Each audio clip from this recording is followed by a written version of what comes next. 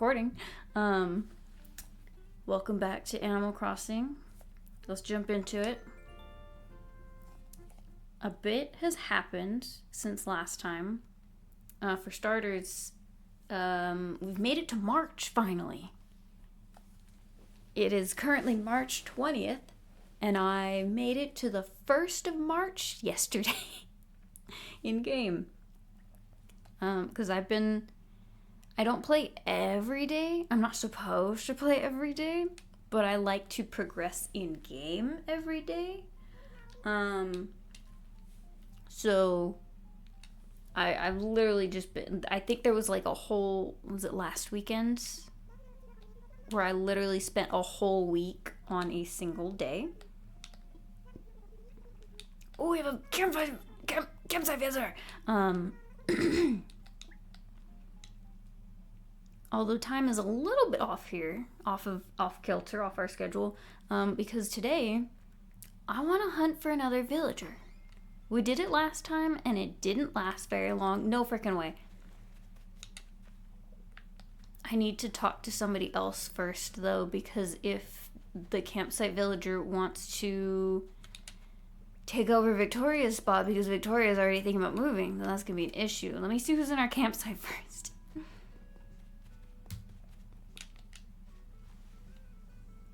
Who do we got? Please, I'm manifesting. You're cute. You're a jock, huh?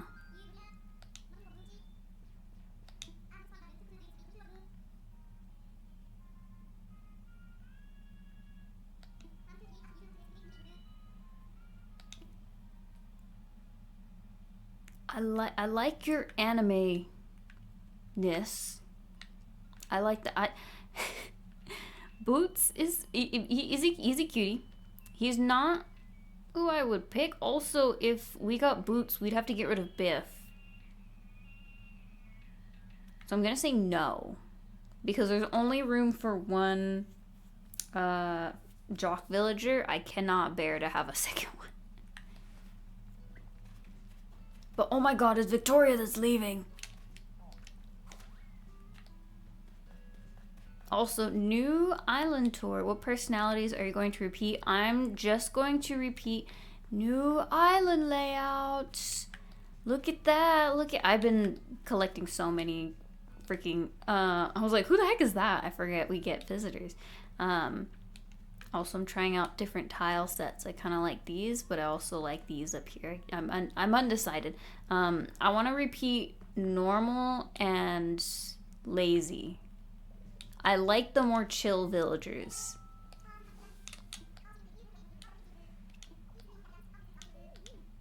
Oh no, please don't. Go get it. Go get that bag, girl. Get out of here, Victoria. I do like the racehorse design for her. I feel like it's kind of weird that she's peppy. But again, that goes back to the whole conversation we had last time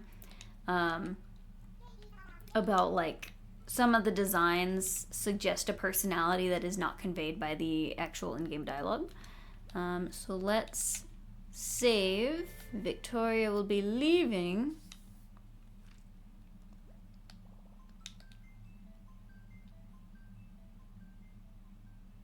I had a feeling she was going to go next. I was kind of anticipating either her or Rhonda.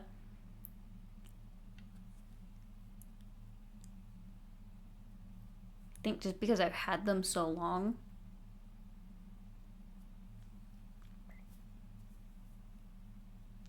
All this is good because I have been running low on wood. I need more wood material. Let's go back here. Let's close that. I am going to jump ahead just to the very next day, just because I want to say goodbye to her. So let's go down here. System, date and time. So let's go 16th.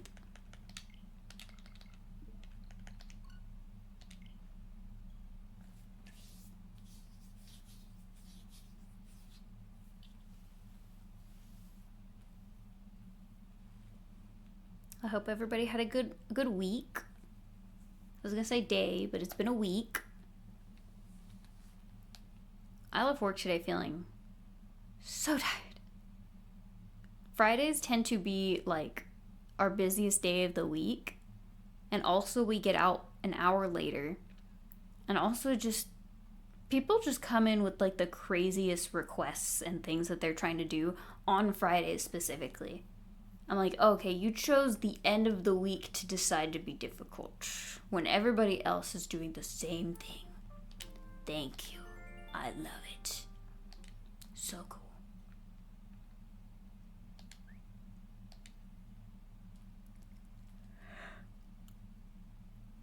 Also, my work basically assigns like school-esque things to do. Like I had to do a PowerPoint. And then in like a couple weeks I go to a training class to present the PowerPoint. I'm like, I'm back in school. And it's making me go insane. Victoria leaves tomorrow. I do want to say goodbye to her at least. Because I think she's sweet. I like her design. She was my first Peppy. But also we will be hunting for villagers. Also currently, I'll take a little tour here. Just because some time has passed. Again, I'm playing around with different patterns for the tiles here. I like the arched stone path. I like the sound that it makes. That is a big factor in why I have not fully gotten rid of them yet. But I want like a blue-green theming. And I feel like I've been playing around with a ton of different tilings here. I have a lot of different options that I'm like kind of stuck between. I do really like this one. And this one is also really nice. I don't know if it's too busy though. You moved static. I moved static onto my island and I'm like already regretting it. My personality diversity is so buns. Which one's static? Oh, static is the cranky, what is that? What is that called? Squirrel. I'm like, what the heck is that thing called? Also these. I liked these initially when I first like found the pattern, but when I actually put them down, I'm like, I don't know. I feel like if this middle line was not there, I feel like I would like it a little bit more. But it feels a little weird.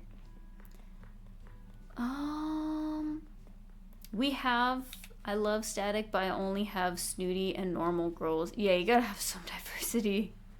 I feel like, because like, if personality diversity was not a factor, I think I would have some different folks. Like, I would not have Biff. I would not have Dell, most likely. I hope that Graham leaves next. There's a lot of folks that, like, I wouldn't even bother, like, having. Here is some of the layout that we've done for the homes. I put in a steel blue incline because again we're going for that blue. There's a ladybug. I realized that I forgot I was going to make a new net because my other net broke, and I for some reason made a second fishing rod so we just don't get the ladybug. I'm too emotionally attached to my current villagers to squeeze in an Uchi or a lazy. That's fair. I have the same issues sometimes. That's why I'm time skipping now so that I can jump around and just rip the band-aid off and kick out some of my villagers now before I get too emotionally attached to let go of them. Just like Paolo is my #1 favorite. He was not originally. He was my first lazy in my first island. Oh yeah, Sahara is here. And I was not intending on even keeping him at all as my lazy. I just hadn't gotten rid of him yet, and I think I just gave him like a bunch of crap. I was just like, here, take this. Here, take this. And that raised his friendship because I was giving him stuff. So then he was like, you're such a good friend. Here's my photo. I'm like, what? The way I'd been fighting for my life to get Wendy's photo, the way I had always wanted to get Julian's photo in New Leaf and just never got it. He just never liked me enough. Hi, Faith. Yeah, hi, Faith is still here. She's cute. She is cute. Like, she's our current Uchi, but, like, I don't know if I want to keep her. I kind of really want Renee. I feel like if we find Renee. Faith is cute. I feel like I want Renee more. That's the thing. It's hard. It's hard. Because there are nice designed villagers, although she does kind of weird me out with her face being different. It looks like she's a person in a costume, and that does weird me out. But I got a blue incline. Very cool, very nice. It is the most expensive incline in the game, and immediately after putting it in, I realized that I don't like it. I'm gonna wait to demolish it, but I think I want all of my pathing to be blue, and then my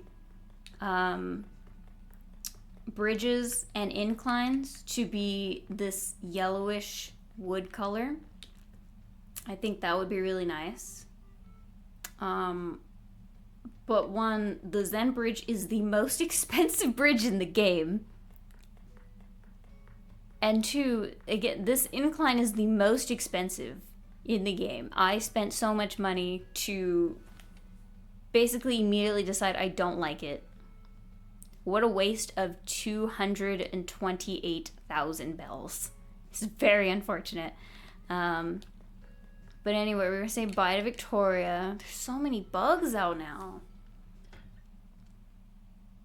That was the thing, is February came and went, and I was like, oh no, I forgot about literally looking for any kind of fish or bugs. Everyone's gonna suffer from a Victoria deficiency. Don't worry, girl. If we get another Peppy, it'll feel like you're still here.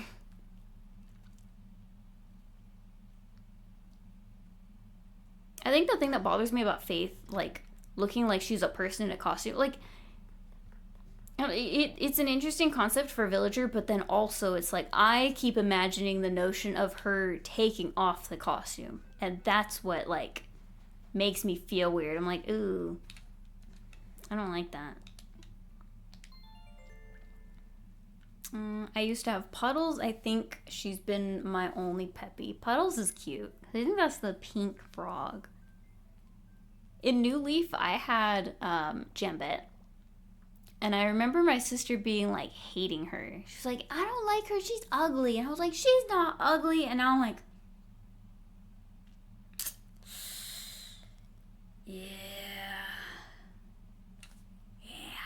Like, now I would see her and be like, no, girl, I'll pass.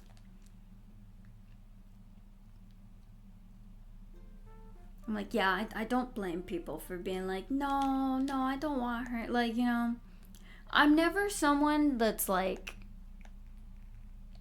ew, that villager's ugly, I hate them. If I hate a villager, it's because they look like, not ugly, but they look like something's wrong with them. And that feels weird to say, but I'm talking about like the Graham reminds me of Hifumi from Danganronpa, and I don't like that. I don't like that. Same with Barreled. Barreled looks like an incel. I know everybody's warmed up to Barreled, and he actually ended up becoming really popular because everybody's like, oh my god, he's ugly but in a cute way. I'm like, girl, be so for real.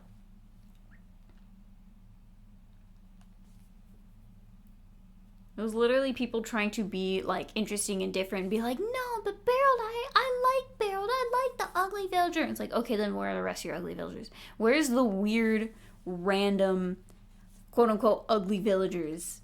Why do you only have the popular ugly villagers? I do like Barreled though. I mean, like, I don't blame people who do like Barreled. I just feel like there was like a sudden like bandwagon that a lot of people jumped on all of a sudden that was like, I love Barreled. And it's like, do you actually? I think you're lying.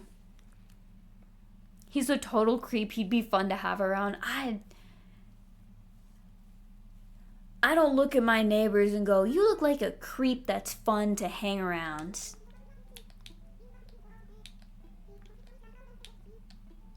I love searching out the local incel to invite to my next party.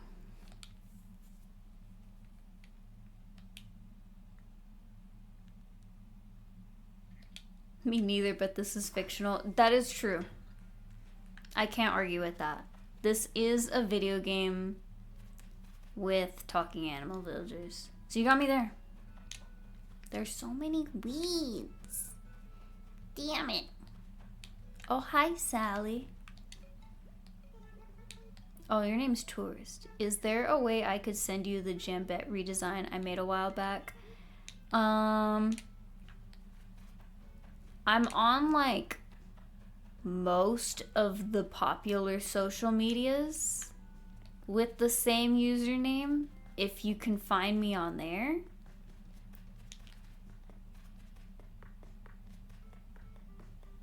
If you have any of those.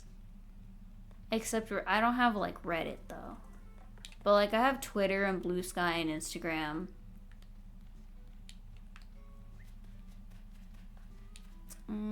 What am I? Oh, I'm like, what am I looking for? What do I do next? I have to pick up the tickets. Let me just drop a bunch of this. There we go.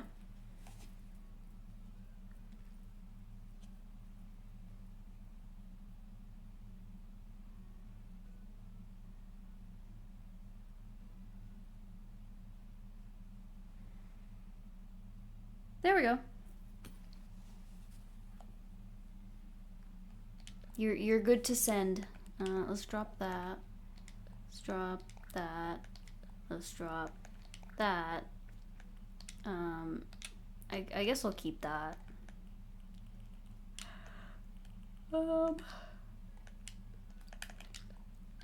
drop that. I'll keep these. Drop that. I have so many rocks just in my back pocket.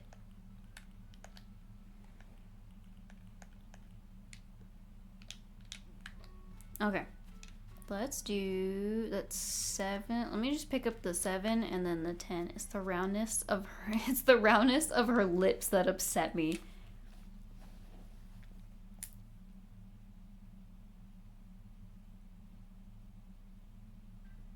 Okay, I see. I see what you mean here. Cause yeah, now I'm looking at her lips. I'm like, yeah, they come in at like a weird way. I see what you mean. They look like they're like inflated balloon. Exactly, like they look swollen. They look inflated. I wanna fly.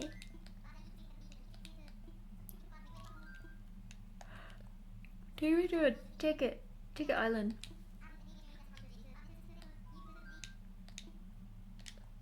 Just take me there. I don't need to confirm 20 million times.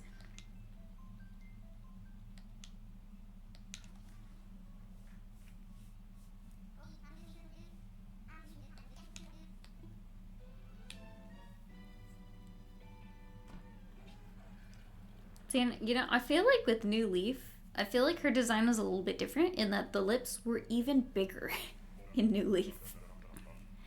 This is gonna sound weird, but I have a very strong adverse reaction to Jennifer Coolidge. Like, I had to avert my eyes whenever she appeared in the Minecraft movie. Jambette reminds me of her. No, but literally, I know exactly what you mean, too. Yay, weeds! Oh, I need some of these, actually. I need more peaches. Who do we got? Who do we got? Who do we got? Ah! Oh! Wait, you're cool. I forgot about you. I do really like Pierce. But if we get Pierce, we have to get rid of Biff. I'm getting this DIY though. Let me move these out of the way. Would that not be like incredible to spend this time to be like, oh, we're gonna oh, Shino, to be like, oh, we're gonna kick somebody out so that we can go villager hunting today, and then immediately pick the first one that shows up.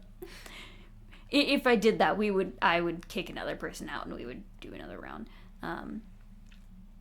Yeah, I do really like Pierce. I really like his design. But again, just like what you were saying earlier, Notro, where like you just get attached to some of the folks that you weren't really expecting to get attached to, and then you can't bear to separate from them. I would feel bad letting go of Biff. I really like Pierce's design.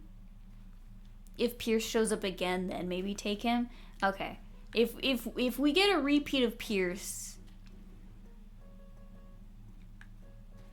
then maybe. For now, we're moving on.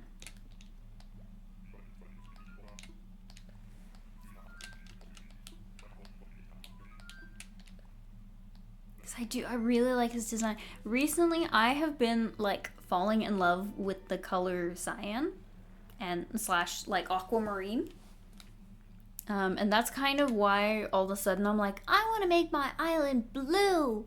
And like I want to do like new branding stuff. Not just for like my channel stuff, but like, I mean, just like my branding in general. Recently had a similar arc with green / chartreuse. It's like the most specific colors that you just get like so attached to. It's like, I love aquamarine or chartreuse, or specifically my favorite color is the marigold yellow, where it's like kind of orangey. Okay, hot take. What's your hot take? Time for takeoff.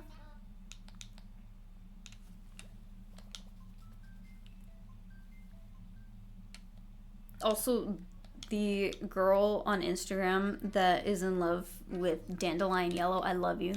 Keep doing what you're doing, girl. You're living my dream. We need to kick indigo out of the rainbow and add cyan / aquamarine. That is a hot take. Given that they don't fill the same slots in the color wheel. I would think, oh no, thank you. Do I want that fossil?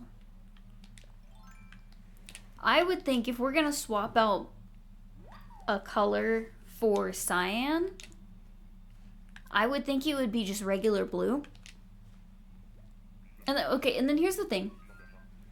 Cause it's yeah, red, orange, yellow, green, and then usually isn't it purple and indigo that they list? From what I've seen, like, I'm like, do they always? Is it purple and indigo or purple or indigo? I feel like they would do like, oh, purple and indigo. Indigo being like a mix, like a in between mark of like blue and purple. Because purple, and I remember indigo has shrunk so much, so many shades of indigo are called blue or purple. I feel like I remember like being in, yeah, indigo violet, that's what it is. Like art teachers being like, no, that's indigo, that's violet, and that's purple. They're different. I'm like, oh my god. They fill the same role. Like if we're simplifying all of the colors to the exactly like the Roy G. Biv, that like purple is just like all encompassing of the purples. I feel like blue is the one that tends to get like, if we're gonna be like separating colors, I feel like blue is the one that makes sense to separate into like cyan and like a darker blue, like a royal blue. Um, because like blue, I feel like is the one that's most like has a like the widest range. I feel. So I feel like you're not like off base with suggesting that aquamarine or cyan be added to the rainbow, but I don't think it should take the place of indigo. I don't think we need indigo because be so for real, who is specifying indigo in their color wheel? Mael. I'm like, have I seen her before? I guess I have. I think cyan is what blue used to be. The rainbow dark blues were just indigo. Maybe you're right.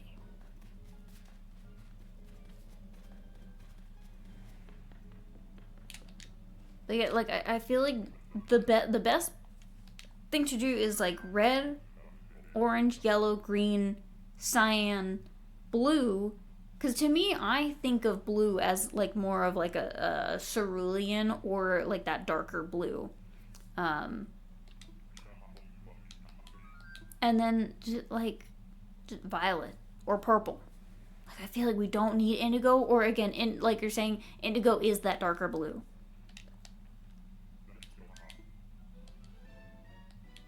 Because it's like if you like look into like just like when you're mixing colors or like buying paint, blue is such a wide range. I feel like blue is like the widest range of each of the colors. Fun fact, the only reason orange and indigo are even in the rainbow is because the guy who was making each of the colors thought 7 was a holier number than 5. Well. Well. That is interesting. I had not heard that before.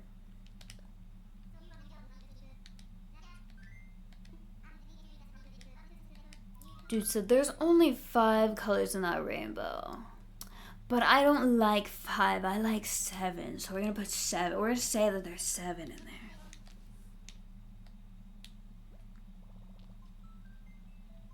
We could just kick out indigo.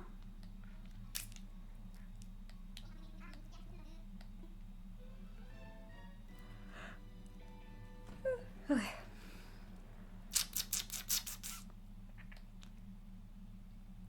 I gotta say, I love villager hunting, but also, oh my god, it takes so long to go to an island, and then I'm at the island for 2 seconds, and then I go back, and I feel like so much of it is just the waiting to get through all of the freaking dialogue prompts. Who's here? Aw, Patty. I think I had her in New Leaf. Patty is one of those where, like, I'm like, if my mom was into Animal Crossing, if she knew any of the Animal Crossing villagers, I think Patty would be her favorite. And that almost makes me want to grab her.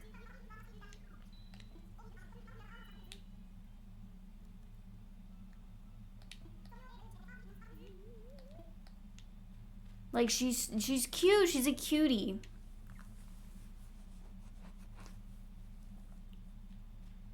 She's a cutie girl.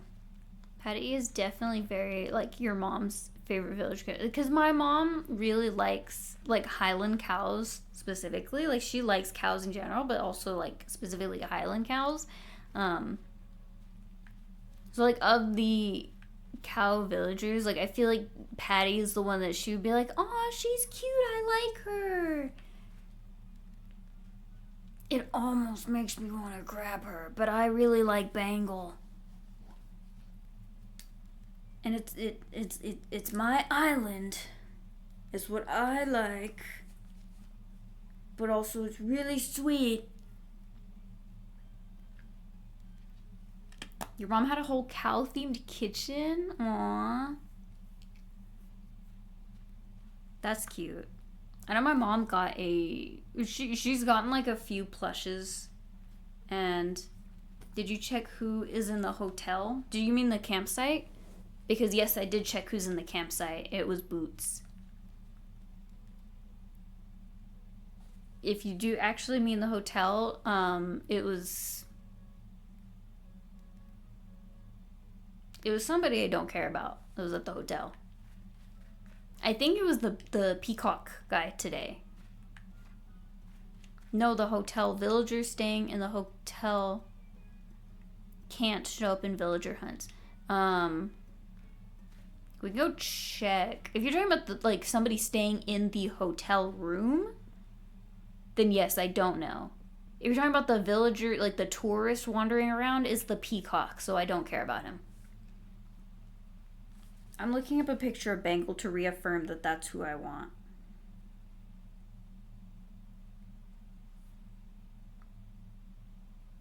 Yeah, I want her. She's very cute.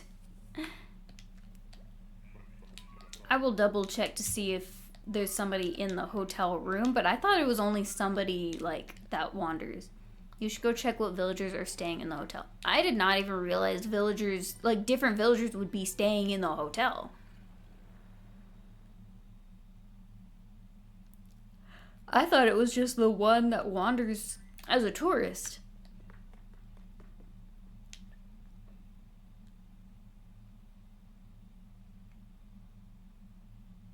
How many rooms I've done? 1. I did 1 and just have not gotten back to it.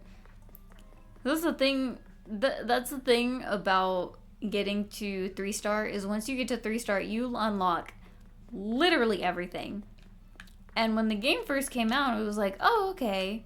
Yeah, now all these things I have access to and I can like start really decorating my island and stuff. But then also now it's like, oh, you have access to everything all at once. Oh, the one wandering is my one villager. Okay. I'm like, I didn't know there would be other folks staying in the hotel. But yeah, I've literally only done hot take. The hotel should have been 4-star. I agree with that. I think you should have to work a little bit harder to get the hotel. Cause it's Sally today. I think it was the other day that was the peacock. Today it's Sally, which Sally is cute, but I would not keep her. Cause that's the thing is like, okay, we've set up this hotel to because we have a lot to offer here and we want to draw in more people. And it's like, girl, this place is barren and covered in trash. Like.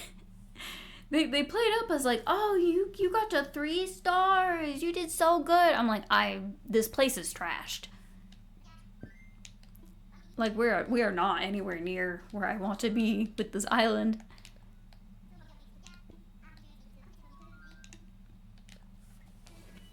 Although I guess I don't know how easily attainable 4-star is.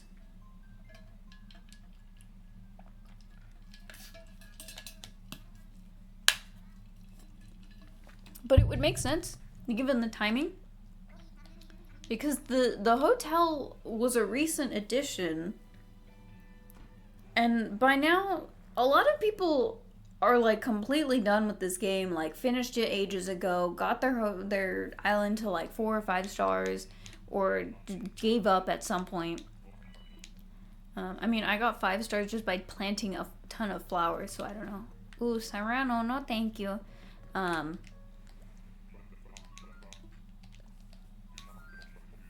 So, like, I feel like the expectation is like, oh yeah, you're done with the game by now. So I feel like even if they did make it like a 4-star requirement, a lot of people would still be able to access it as soon as it came out.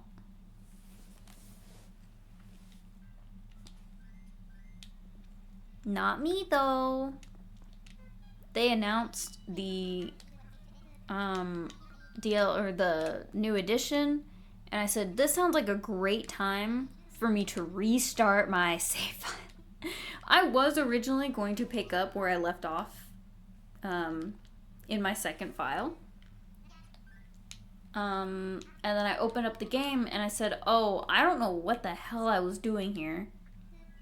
I'm not familiar with the island layout. I don't know what I was planning. I'm not emotionally attached to any of these villagers. So I just wiped everything and restarted. But you know what? I do enjoy it. I do enjoy... Getting to 3 stars was very difficult. Just because I was being very, like, conservative with a lot of my stuff. I'm like, oh, I know I'm going to spend a ton of money like renovating the island later on, so I was like holding on to my bells, not just like buying a bunch of stuff to keep around the island. What the heck is that? Oh, it's okay. Cause I'm like, who is that? I just saw like white. Piper. You're cute. You look like you would be snooty. She's not really giving peppy. One time I went to a ticket island with the plan of transforming it into a pseudo tarantula island, but when I landed there, it was an actual tarantula island. I forget that there is like specialized islands. Just because most of the time, like, you just get the typical different island layouts. I want to say Tarantula Island is only like certain times of the year as well, I think. Even just like Bamboo Island though. Like, I feel like I don't really get that one as all that often. You got 300K from selling Let a Flick. That's awesome though. Oh, I love that. I know last time we were all lamenting about like, oh, New Leaf did so many different things better. Like, I liked that they had a lot of different fruit varieties. But then also, again, they just did the islands really well. You could make, I feel like, money a lot faster in New Leaf. Just because you could go to Captain's Island and just farm the hell out of all of the expensive beetles. Here, I feel like it's a lot harder to set up an environment for beetle farming. I feel like this game lets you place the houses so the villagers don't move it directly over your flower bed. That is true. I feel like the main things that are keeping me to this game instead of going back to New Leaf, even though I would like to go back to New Leaf at some point, is just, oh, you're cool, bye, is just the amount of control that this game has. The fact that, like, I can miss days with New Horizons and not be, like, heavily penalized by it. Cause, and like, I understand, like, that is the point of the game, is like, oh, you need to play regularly, but it's like, I'm busy. I've got things going on. Like, I don't want to be feeling like I'm obligated, like I have to play every day or also be penalized in some way. Because there would be times where, like, I wouldn't play for a little bit and then I would come back and it'd be like, oh, your favorite villagers moved away. It's like, great. Thank you. Why did you do that? Like, oh, you were gone for like 10 days. They're moving out and you can't stop them. It's like, what? Why?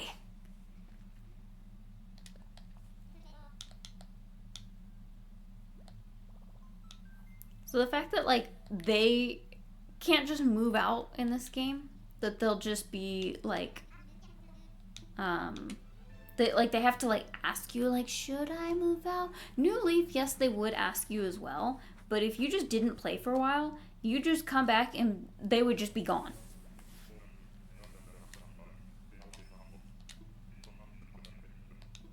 So it was that. It was just the lack of, it was like New Leaf in certain ways was a blueprint. Aw, Iggy. Iggy, he's cute. In certain ways, New Leaf was kind of a precursor to this game in that it started to give you a lot more control over your town, your environment.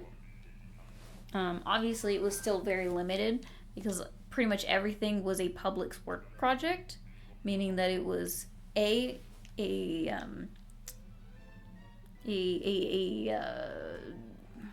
something that you had to set up and then fund.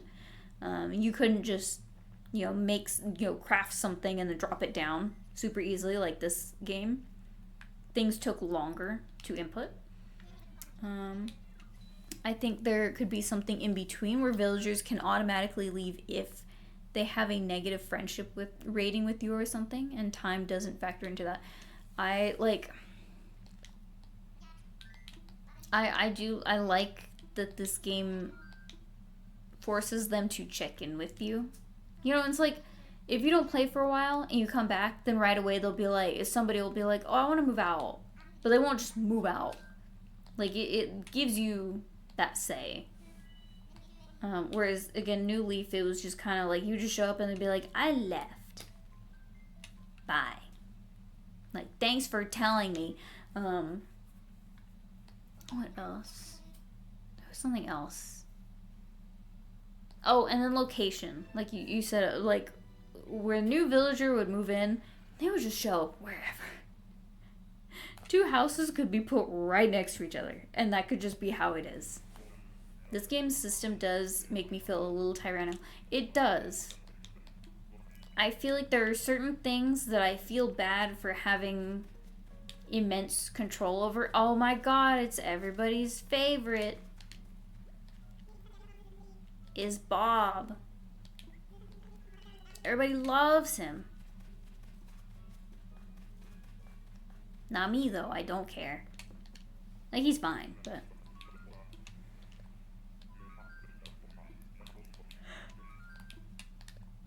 Bob is giving Jax if he actually just didn't care. He was actually just a chill guy. That's something topical and interesting. Do we watch that latest Amazing Digital Circus episode that came out today? Because I didn't. Nobody talk about it, please. Don't tell me.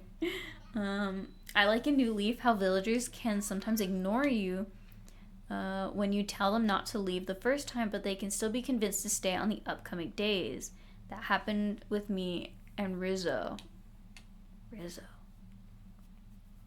I think I saw like one little clip and I was like, okay, I'll just have to wait and see the rest at some point. But I knew, because I called my friend, going home, because I have a 40-minute drive home, and then a little bit extra because I stopped at a boba place to get a drink after work because I needed it. And I was like, oh, she was like, oh my god, that episode. I'm like, I anticipated, you know, I had seen the memes. The episode is 30 minutes, but it feels like 10. That's crazy. But again, that's what I anticipate. A lot of people I know were anticipating, like, oh, this next episode is gonna be crazy, it's gonna be nuts. And again, I did see a clip that was pretty crazy. I thought that this was gonna be the last one, but I think the next one is the last one, which is good. We're not fully cut off yet. Ooh, no, thank you.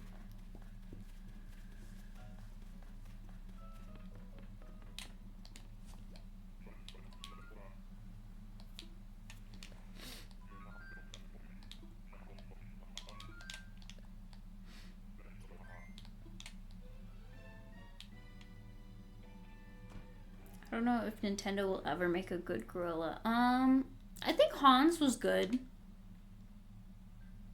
I didn't care for him enough to want to keep him because I like Leopold, but I think Hans was good. I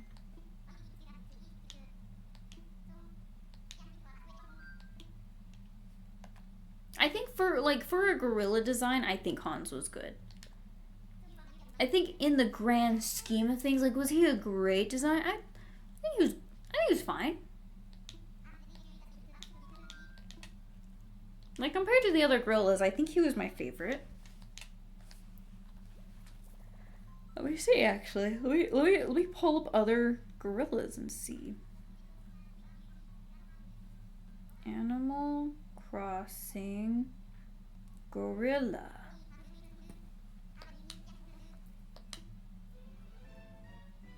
Show me the gorilla. Kronk, show me the gorilla. Okay, Boone is an interesting design. I like when they have villagers that pull from like a very specific species or subspecies. Oh, this is the money island. Damn it, I need to get that bag.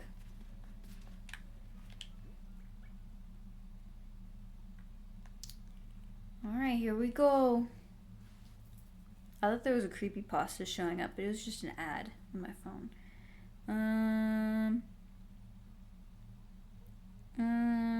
I'm like looking at the other gorillas. Oh, that's just it, huh? That's just the whole list. Yeah, I think Hans is the best. I like that Boone pulls from an actual real life species of gorilla or monkey. Not gorilla, but monkey. I think it's a baboon. I want this game to have more fucked up kind of scary villagers like Coco. I agree with that. I like when they have the, again, like the side species or whatever. Or again, just like doing crazy stuff like Coco.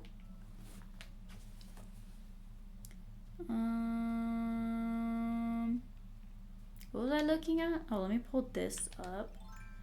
And then I need to eat a peach.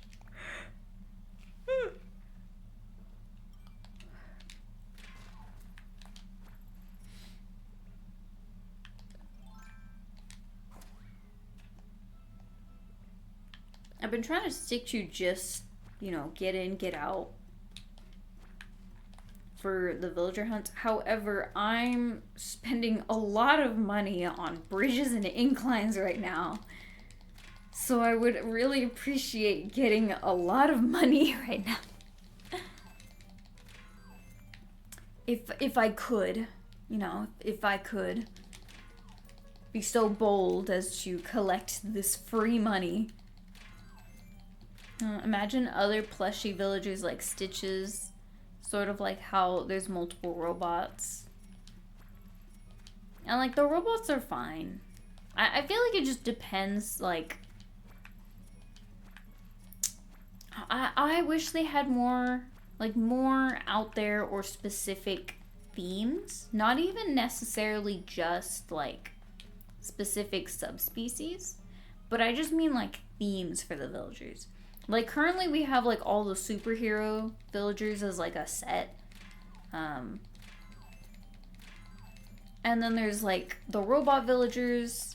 But then people love to bring up pictures of Meow and Bow, and those were awesome.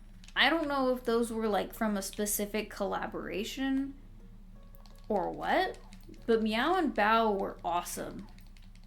I don't think they were ever, correct me if I'm wrong, were they actually in the game or were they scrapped during development? Because I want to say they were scrapped during development. I don't think they were actually in the games officially. But I wish we had more of those, because those are awesome. And then just like stuff like Cowboy Villager, Alien Villager, you know, just like out there, like themes, like specific themes. I like when they announced Petri. I almost had her. I almost picked her up. But then I was kind of like, it was kind of weird to me that she was a snooty villager, and then also, like, I don't know. I just didn't end up caring for her design as much as I would have liked. But put that there, put that there. Damn it. They're from, which was a Japan exclusive edition. Okay, so they were actually in just the Japan exclusive Animal Crossing. Okay. Because I'm like, I feel like I never see any like images or like gameplay shots of them, and that would be because they're from the Japanese one, and usually I watch people that speak English, not Japanese channels. So I wouldn't really know.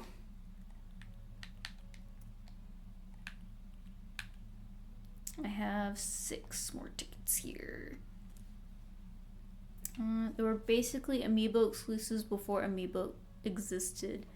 That was interesting that they did like the whole card stuff. Like companies love finding new ways to get extra money out of you and get you to invest in their collectible stuff.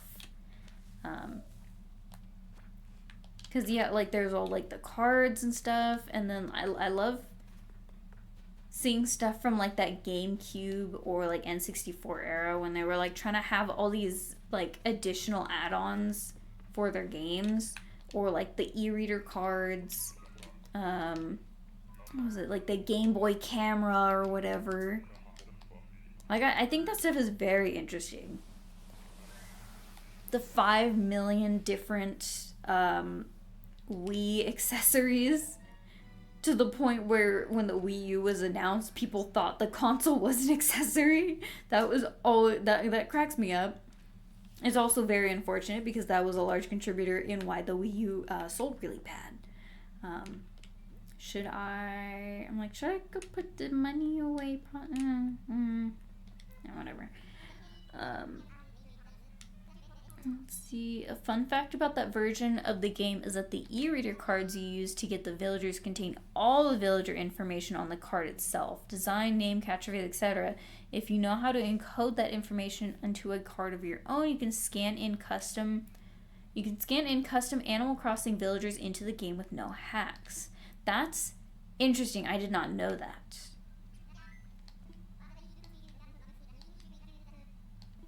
It's too bad nobody really uses those anymore, because I would love to do that. That would be so fun. That's the thing, is I love finding cheats and exploits and even just like cracking open the game. Like, I do not care. It is fun. Games are for fun, and I like doing stuff that is fun.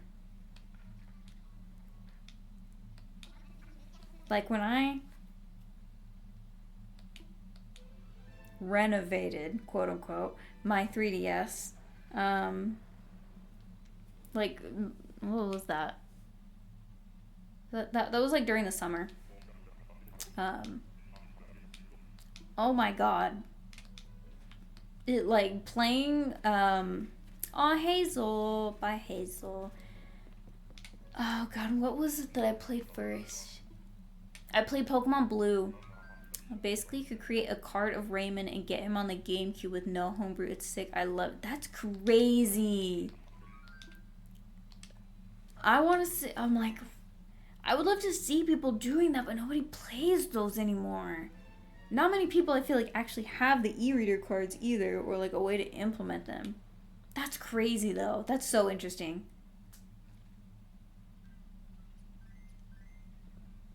Hazel's another one that was designated as like, oh, that's an ugly villager, but we love her anyways. I'm like, no, she's a cutie. It's just, she just has a unibrow. Like, I feel like that is like an interesting, like, the fact that they gave her a unibrow, but that is like an interesting identifier for her. Also, the fact that her catchphrase is uni-wow will always take me out. I'm like, okay, you didn't need to go that hard on it. You could have, you know. Just like Mary has a double chin. Hazel has a unibrow. There's one English video of guy doing all of this and breaking the whole process down. He adds Pokemon Piplup into the game. That's crazy. I want to look into that.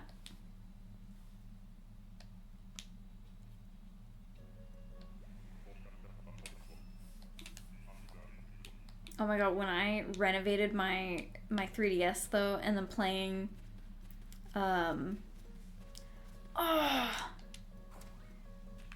Roswell, your eyes freak me out though.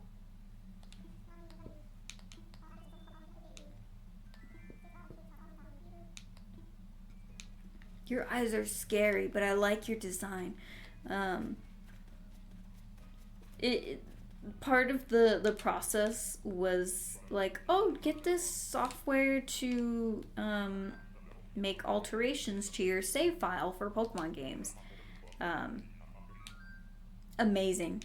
Stunning. Loved it. It made the game so much more enjoyable, especially because red and blue and yellow are very, like, they're old games. They feel old, they're outdated, they don't have all the quality of life things.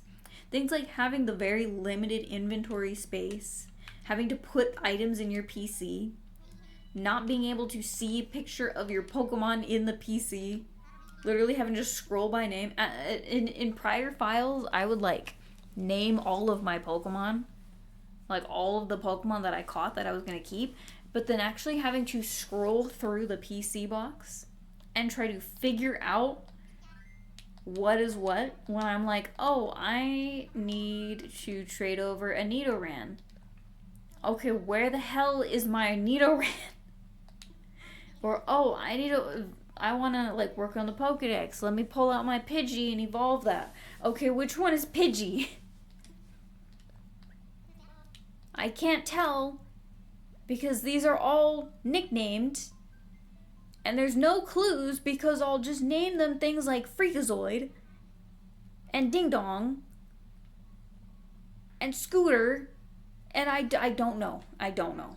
I can't tell and I don't know. So in the new file that I made, I just did not name them. I only named them if I knew I was going to keep them. And like one of the alterations that I can make is I can just nickname them from the game or like the software.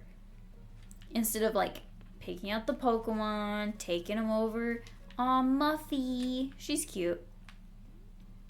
Is she Uchi? I want to say she's Uchi. She is. She's cute. If I had a time machine, I'd give some Japanese kid a Petri e-reader card just for him to lose his absolute mind when she's added to New Horizons. You know what's crazy about that, though?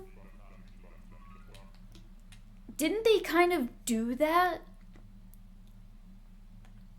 I want to go home.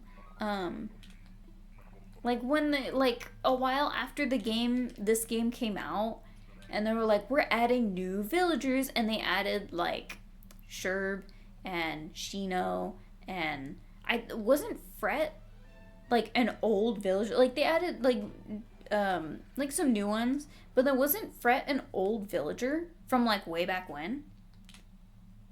I don't think Faith was added in this game. I think she came in New Leaf, but she was an old villager from like the very first game.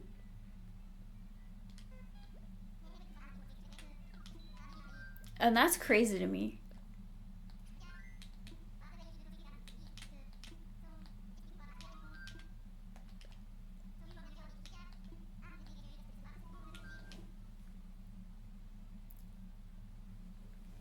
Yes, we're talking about GameCube.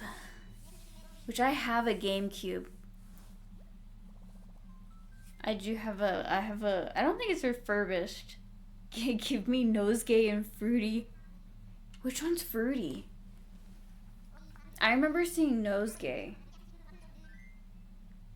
Let's see. Can I search by game? Ugh. Just let me search on the wiki. We hate using fandom wiki. Let's just do villagers. List of villagers by birthday, by internal name.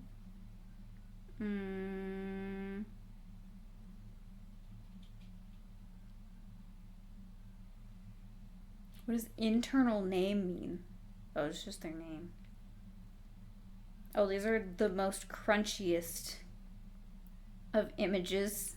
We won't be looking at those because those are very crunchy. I can't see the actual villager. Pearl is cute. Can I zoom in? I could barely see Nosegay. Oh, what if I click on Nosegay and then it'll lead me to their page. And then Fruity is a gray duck with blonde hair. I don't even remember that one. Because I remember... Damn it! Get out of here. You all... I've literally already seen you today.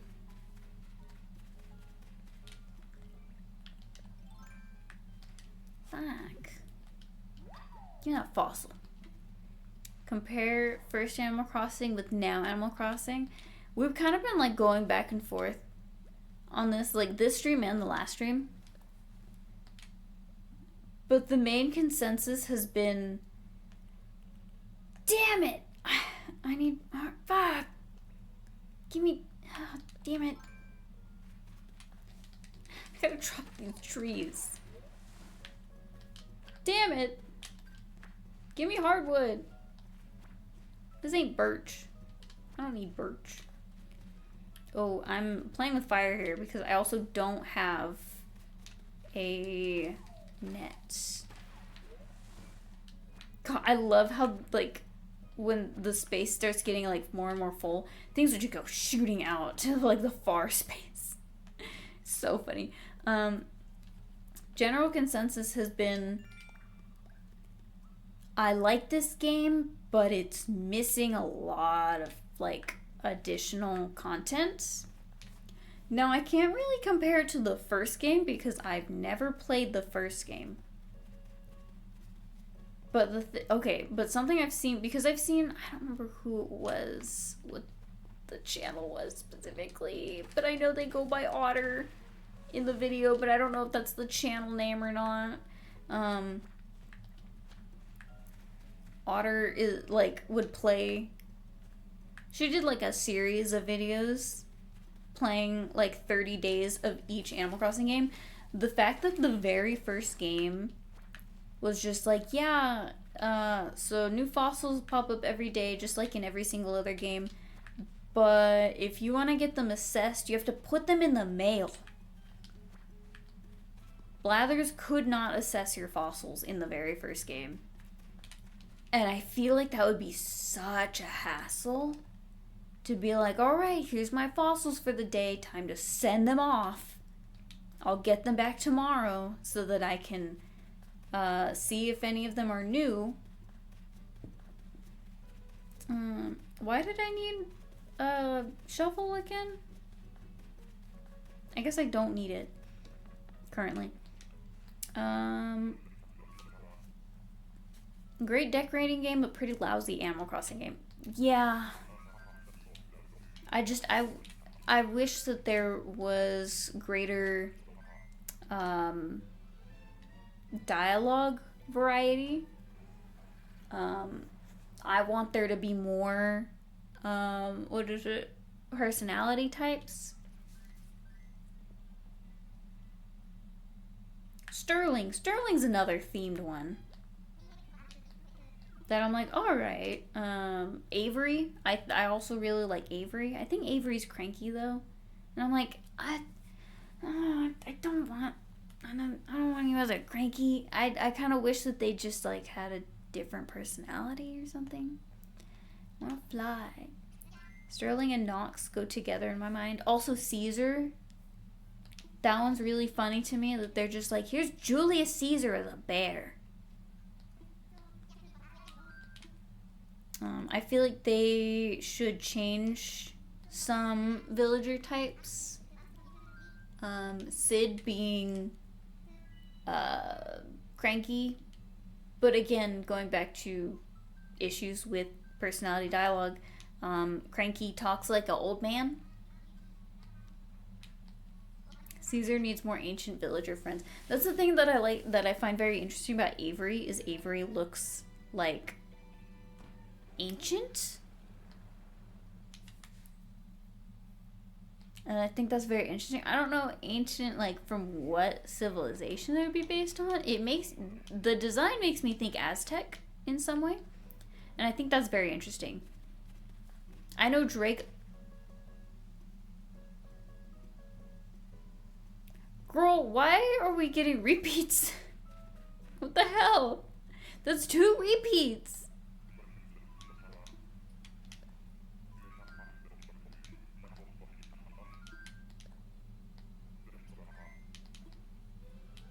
Watch me run out of tickets doing this today. Watch. Or run out of time. I hope not.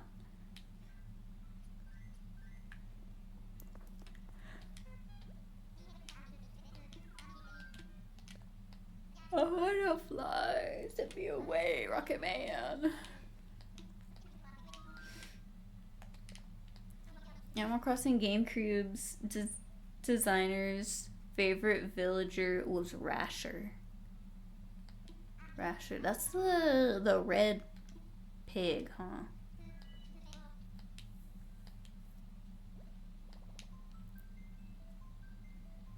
Yeah.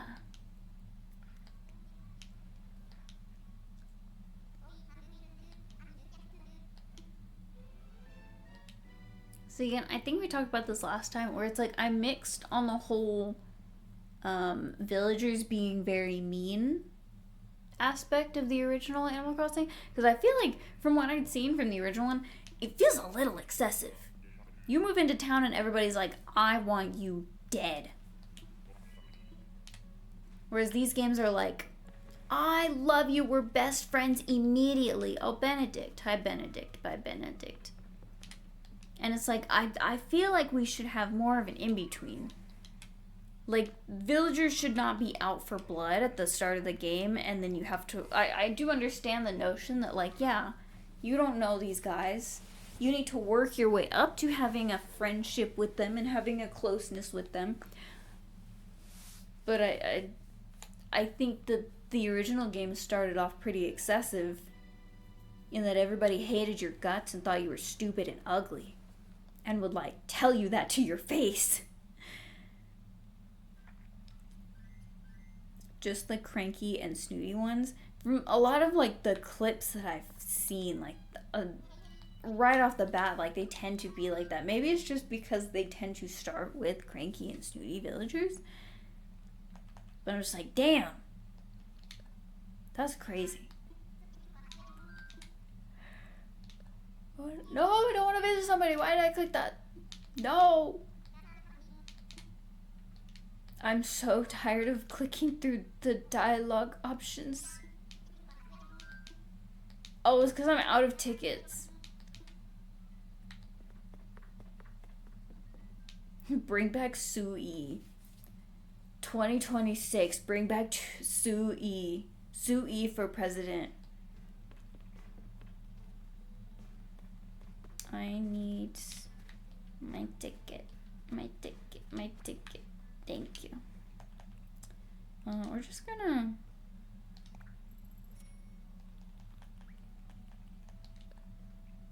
drop that. Drop that. Put away. There we go. See, what are our thoughts? What are our thoughts and prayers and opinions? I like the notion of alternating between the green and the blue, just so it doesn't feel too samey here. I think these are okay, but I don't like them quite as much. And then these I do like. I feel like I like these a little bit more, just because even though the pattern is very intricate, they look a little bit lighter. So it's a little less like overpowering. Whereas these are a lot more saturated, so they stand out a lot more. And it feels a little distracting. So I think I want these to keep. These are fine too, but I don't want to repeat this pattern if I'm gonna have it be the tiling for my museum cafe. Anyway, I just wanted to bring that up. Not that anybody else cares about the design process and me trying to decide tiling for my paths. But now I don't know how that's gonna work when I get to some of the diagonal sections. Especially because I would like round out some of the corners. I don't know how that works. We'll find out.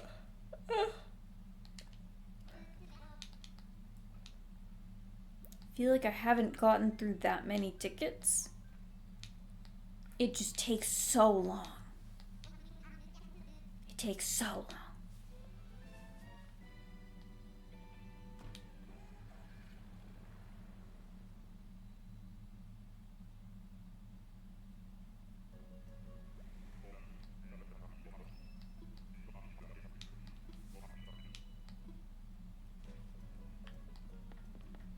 Age restrictions regarding what? The stream? Who's that? Who's that? I say bad words sometimes, maybe, but usually not really. I don't know if I have... Pango, that's her name. Pango, Pongo, Ping Pong. I don't know if I have any like age restrictions set for the channel. I mean, nothing shows up here, but ready to go home. Take me home.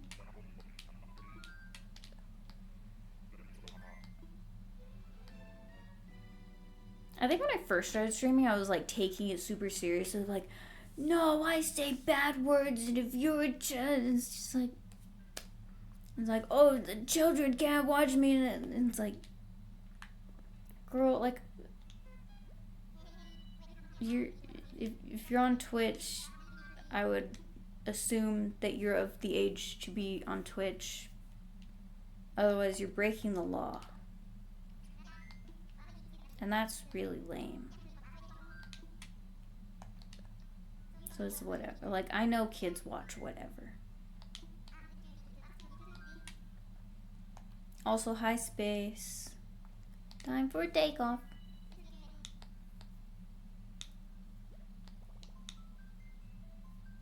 I don't know. I'm back and forth about, like age rating and stuff. Because, like, my comic Social Enclosure that you can read on Webtoon for free and also on my Instagram under the same handle as my Twitch username. Webtoon rated it as like mature, but that was honestly because originally I was like, oh, I might do like heavy swearing or like there might be sexual themes, but also then I was thinking about it, I'm like, no, I don't know how, like, serious I'm gonna get with, like, some of that stuff. Ooh, I don't like her eyes. I think Chrissy or whatever, I don't like her.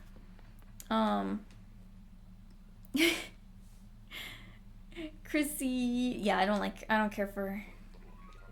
She's another one that, like, she might be a person in a costume, and that makes me feel weird.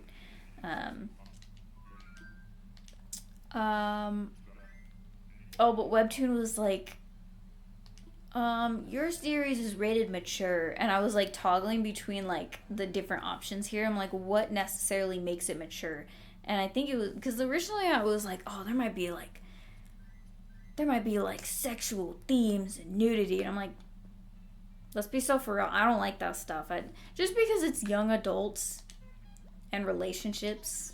And it's like, well, these things happen. Because I'm going from the perspective of I'm writing Friends if it was furries and in modern day. That's what I'm doing. But, and I'm like, oh, Friends has like a lot of sex and stuff. But also I'm like, I'm not gonna do, I'm not gonna go crazy with, I'm not gonna show anything. Because I don't like that, and I don't want to do that. But the deciding factor for Webtoon that made it rate as mature and not for children, or not for, I don't know, was that I said, yeah, there's going to be drugs and alcohol. And it said, that's for adults. That's crazy. That's wild. And it's like, young adults drink alcohol and, like, smoke weed or whatever. So that's, like...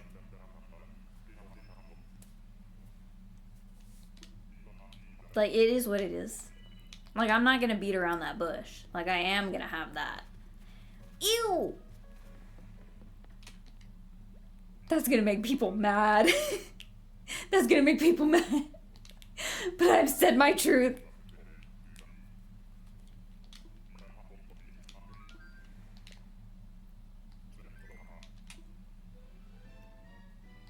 I need to start doing more, like, clip stuff. And I think that should be my first YouTube short. I think so. I want to make some adult context, but I've already built up a fairly large audience full of underage people, and, like, obviously I wouldn't drop it directly to them, but word gets around. I feel like it's just kind of one of those things where, like, you need to have separate accounts. It was such a, like, immediate, like, visceral, like, ew, like, it just came out. Where it's, like, kind of just having separate accounts aimed at separate audiences, I think. Like, currently, I don't really have a lot going on my Instagram other than my social enclosure uploads every week, because that is a regular weekly thing that comes out every Saturday at noon on Instagram and Webtoon. But it's like, I feel like at a certain point, once social enclosure gets, like, far enough along, I will probably make it a separate, like, Instagram account so that it can go there. Or just not have it on Instagram anymore and just have it on, like, Webtoon and maybe another comic website as well. Because I found out about Tapas being another comic website. All of my tools keep moving around. Who's here? Damn it.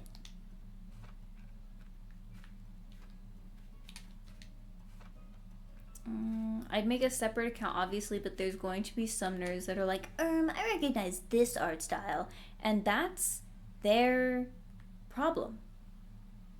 You know? I don't know, like, and, like, my different social medias I use for kind of different purposes.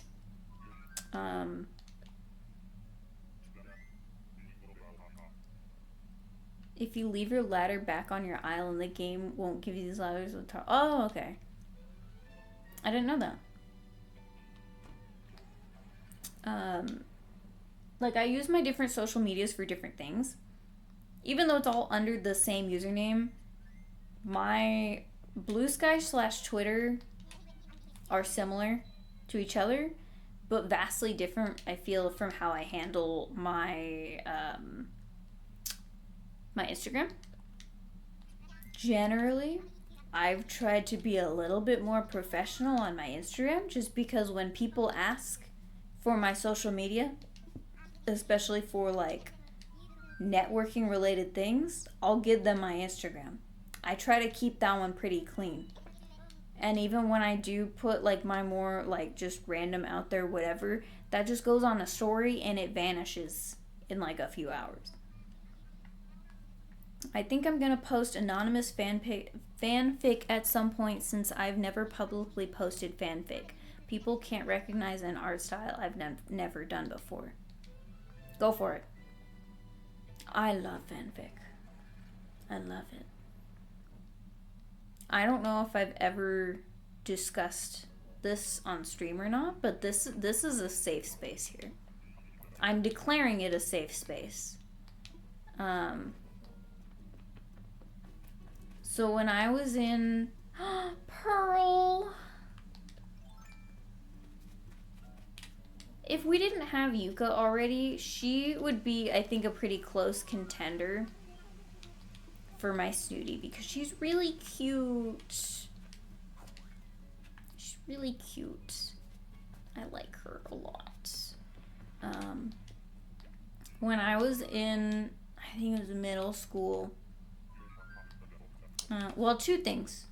First of all, when I was in middle school, I discovered fanfic, because it was in middle school when I started watching YouTube and, like, watching YouTubers. And And I started with your typical, I don't remember who I started with. I think it was Game Theory. That was my very first one that I was like, oh, an internet show. And then from there, because I was into gaming stuff, it just followed recommended rabbit holes. So then I was watching like Peanut Butter Gamer and Game Grumps and Markiplier. And me being in middle school, I was a very like, I was not raised religious, but I was one of those like, I don't say bad words. That's too much. You know, like I was such a little pansy baby. Too pure for this world, whatever.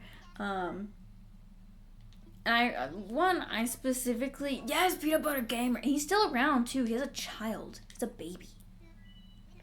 And what was I saying? My brain's going in like two different thoughts of like, there's multiple different stories I could tell you. I need to get on track. Damn, I feel like the devil now. What do you mean?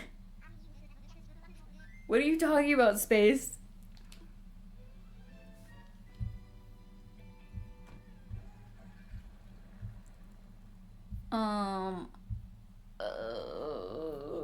Okay. Which, by the way, like when I was the same way at one point, but now look at me. Oh. Which, by the like in that time period of Game Grumps was when they were like, oh, wolf job, and I was like freaking out because I'm like, you gotta be kidding me. I was like, that's too much for me. So I like was like terrified of getting caught watching Game Grumps. I don't have.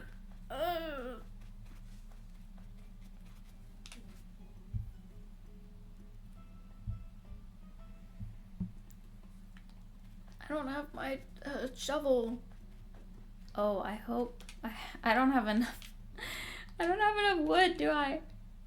Hang on. We're gonna get this. Because I want this bag. I have to spend so much money on bridges and inclines. I was also pretty big goody two-shoes as a kid, not even just in front of adults. The same. Literally, I think... Was it like my 18th birthday that I was like, I'm gonna say a bad word for the... Girl, who cares? It's not a big deal. Now I will just be like, oh, just like... honestly, like, saying, like, bad words doesn't... Like, saying profanity... I keep saying, like, saying bad words... Saying profanity just isn't something that comes naturally to me, because it's like... I would rather use more descriptive words.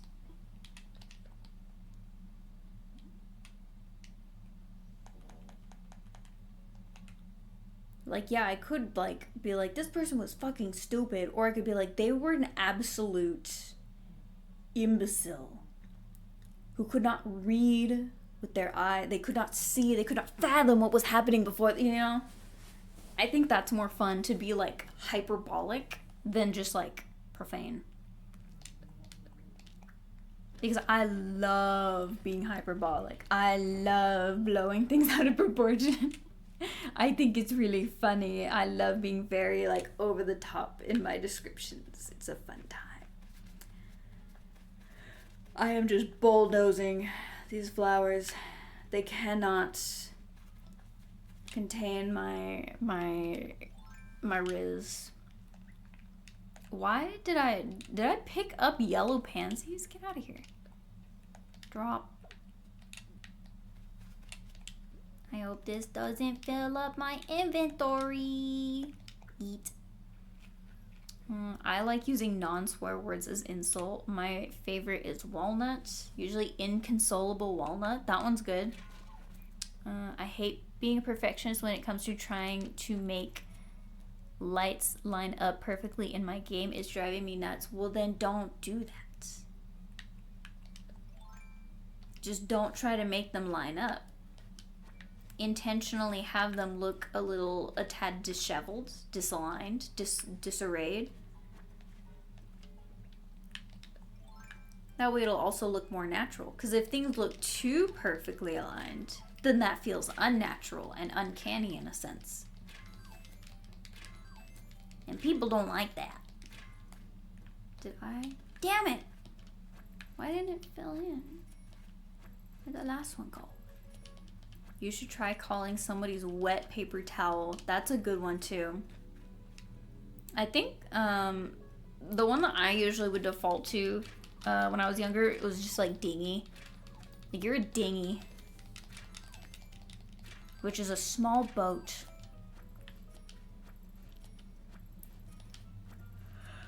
Oh, but back to what I was talking about, fan fiction. Back to get on topic there. So in the early days of me in middle school learning about like YouTubers and stuff, I think that was also when I got Pinterest. And I was like, oh, I like had a board for like YouTuber related things. And it was usually just like clips, GIFs, memes, whatever. Or like those really like, not all heroes wear capes, some wear headphones. I swear I had that saved at some point. But then, funny thing about Pinterest's algorithm is that it'll just recommend you anything. Like, you can kind of get into a rabbit hole of following one post after another after another. It recommended me Darkiplier fan fiction. And not only that, but I said, oh, what's this? And I click on it, and I read it. And I can tell you right now, I specifically remember, while it was not explicitly, there was the insinuation of it being sexually charged in a way. And I'm not saying that I read smut as a teenager, but I'm saying I specifically remember the Darkiplier character biting into the lip of the main girl and carving a D into her lip with his teeth. And I said, what the heck is going on? And then I remember the chapter ending with like him leaving in a hurry because like somebody was after him. And that was when I was like, I want to find out what happens next. Not because of the weird BDSM stuff, but because it was like, I literally was reading through that and I was like, this is boring. I would not last a day on Book Talk. I would not. Did I get all of the money from there? I think I did. That's just some BDSM. It is. I think I was the only kid who'd ever hear, do not Google this, and then didn't actually Google the thing. Oh, same. I would be like, well, I just won't. Be like, don't Google this thing, it's terrible. And be like, okay. I would just ask around because I knew a lot of friends that would know what the thing was. And I'd just be like, what is it? And they'd be like, oh, it's this. Like, thank you. Thank you for preserving my search history another day. The feds have not gotten to me yet. Let's see. The raunchiest thing I interacted with as a kid was this YouTube series called Red Lights. The creator forgot to put an age warning on episode 1, so by the time I watched, I was already hooked. If the warning was there, I would have left. Let's see, from the age of 5, I don't think I was ever sheltered from the most horrible sides of the internet. See, it took me a while for me to get on the internet. We had a family computer, but I used it for like Jumpstart and Blue's Clues computer game and Olo. It's Big Top by Big Top. It was an LPS series. Oh my god, those LPS series. So all the characters were these fuck-ass little plastic animals. I loved LPS. I had so many. I didn't watch any LPS channels. I think by the time I like was actually like on YouTube and using YouTube, I was past the point of playing with LPS. But I loved LPS. I had like a small suitcase full of them. I had like over 100. They did drugs, had sex, somebody burned alive. It was great. Also other things I can't say in this chat. You know what though?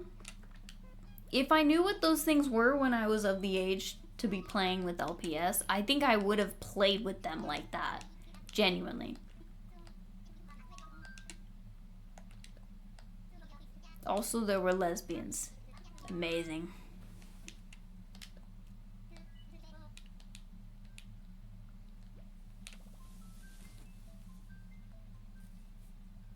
I remember as like a little kid, my dad like not wanting to play toys with me because I just played so aggressively. Because everything was like fighting and killing and is like very dramatic. Like those like memes or jokes or whatever that you see of like the expectation being that like girls will play like house. Be like, "Hi Susie, let's go shopping." And the reality being, are you actually for real?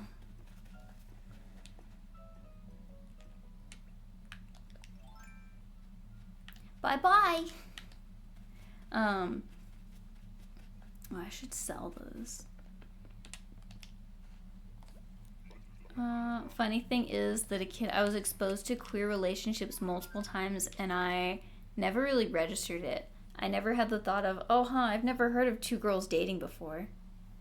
See, I would always beat the shit out of my SpongeBob and my favorite toys were fake knives and guns. That's just how you are in general though, Space. You are, that tracks for you because you're still like that. You've always been like that.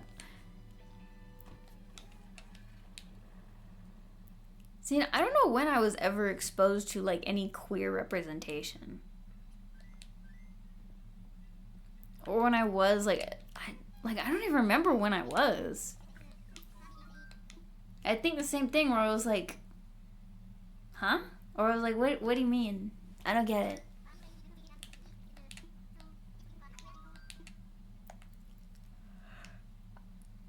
I mean, the main queer representation, like the most like, I guess noteworthy early representation was Steven Universe, genuinely. People ragged on that show, but also it's like, have you ever seen so many lesbians together on television at once? No. And the network fought hard to keep them hidden. The airing schedule for that show, to be a dedicated fan of Steven Universe when it was coming out, to try to keep up with the episode releases, waiting like 6 months to a year for like 3 episodes. And obviously like now with how like independent animation is and like you still have to wait like a really long time for a bunch of things. Oh, he's cool. Is like Luis or something, I don't know. Like, yeah, I know things are also similar where it's like you can wait months for one episode of your indie animation show to come out. But when it's like a network show and you see like 5 million episodes of Teen Titans Go be released, and for them to have constant 24/7 marathons of Teen Titans Go, and then Steven Universe gets like 1 episode every 6 months, it hurts. It was really hard. Really hard to go through. My first exposure to gayness might have unironically been when Stampy Longnose fell in love with a male villager named David in Skyden. I know what those words mean, but only like surface level.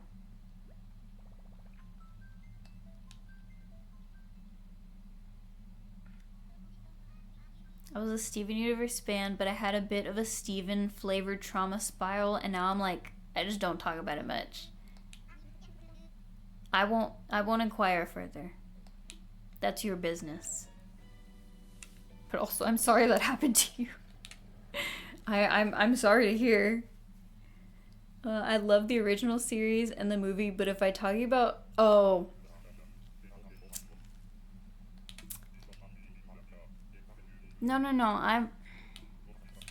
I also had thoughts about SUF. I thought that was Faith for a second. I'm like, when did you leave? Did she escape? Okay, that's what was it, Canberra? She's fine. It was so bad. I remember that Future coming out, and there was a lot of in-depth discussion about it, of people being like, oh, this just makes sense. This is the logical, like, progression of the show.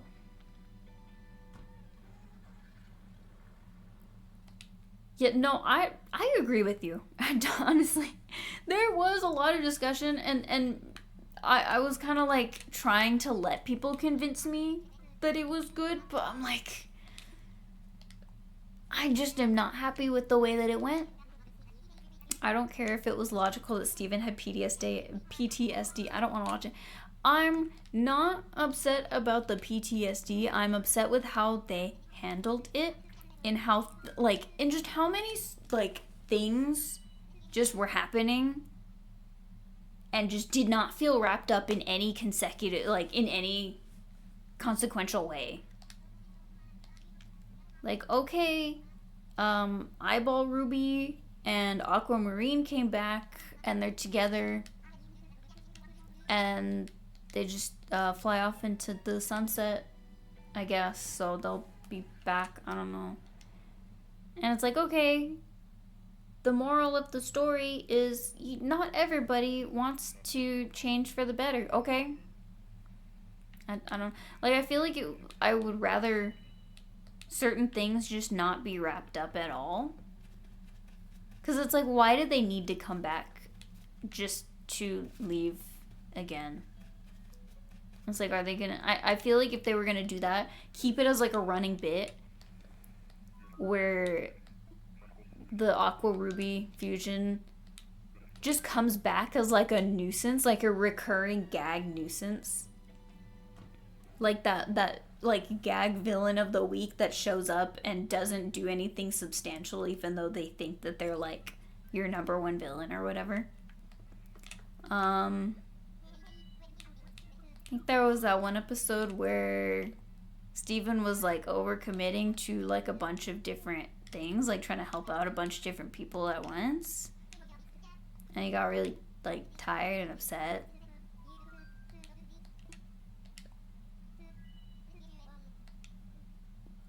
So I just realized Digital Circus dropped a new episode, and we got a new reboot of regular show soon. That's what we were talking about earlier, was Digital Circus. I haven't seen it yet. I should watch it at some point. I've heard it's crazy. I didn't remember. I didn't know if the reboot of regular show was actually real or not. And I don't know if it's an actual like reboot or continuation. Steven's monster thing literally being solved with a hug is the most annoying thing. Yeah! And it's like, I get it. Where it's like, yes, you do need to wrap things up. And sometimes, you can't have as much time as you might need for such a complex problem. But also for everybody to be like, we love you, and just give them a hug. It's like, I get what they were going for, but I just don't feel like it landed. Oh, that was Boomer, by the way. Because I see myself in that story and know that actually wouldn't have fixed anything at all. Yeah.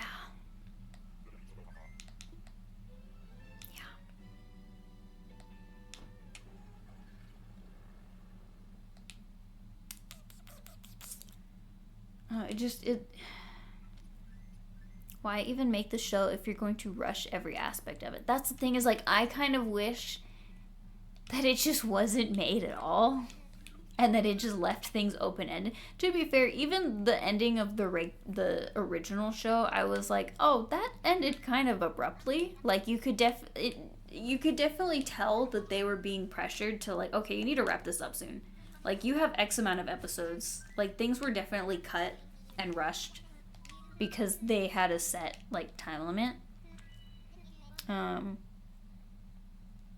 See, I understand rushing past some things to get to the good stuff, but there was no the good stuff. It was all rushed. Like, there was nothing really about Future that I was like, oh, I'm glad that they touched on this. I think the only thing, like, what was it?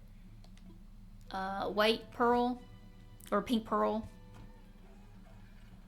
But then, like, the things that we wanted to know about Pink Pearl didn't go anywhere. Didn't give us, like, the like, everybody was thinking, like, oh, the, like, our Pearl and, oh, cute, bye. Our Pearl and Pink Pearl, like, our Pearl was White Pearl, and then Pink Pearl was switched with them, and like, oh, where did our Pearl come from? Was she originally White Diamonds? And, you know, and, like, that was not confirmed. The only confirmation we got was Pink Diamond hurt Pink Pearl somehow. And also, the way that they, like, ended that episode, not confirming if her crack was still there or not, and then I think continuing to just hide her face for the remainder of the series, and her not being, like, a recurring character except for, like, in the background. The original series got cut off early because they were canceling the show after the gay wedding. Yeah.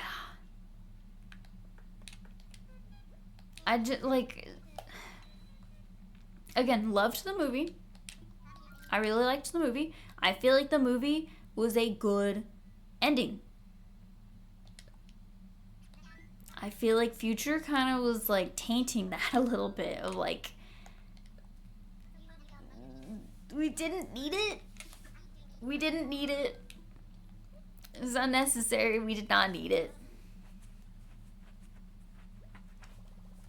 The movie was fun. I really liked it. I felt like it was a good cohesive ending that showed us the future and how things developed after the effects of, you know, the ending of the original series, and how there are still things and loose ends out there, and how there are still the effects of, you know, the diamonds and their rule and their, you know, abusive ways, but how Steven is actively working to like, fix things and, like, reach out, you know, and, oh, more money.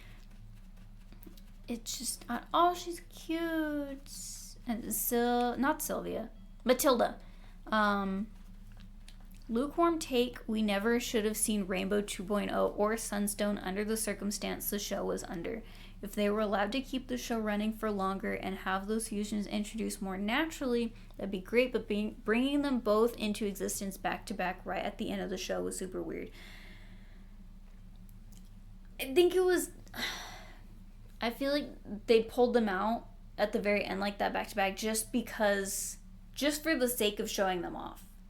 Like, hey, we never got to see these fusions before.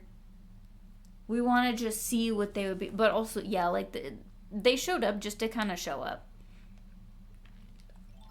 At least with Smokey, like, there was, like, a meaningful reason for them to be there. Like, it was a very important, like, thing that had happened that caused Smokey to appear. Damn it! And then I like that they had, like, a follow-up episode kind of going into, like, Smokey's personality. Damn it!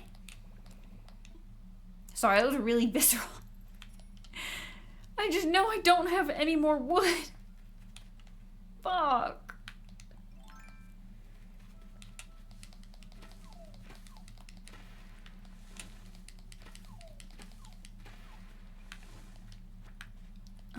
Where was I'm like, where did the other wood go?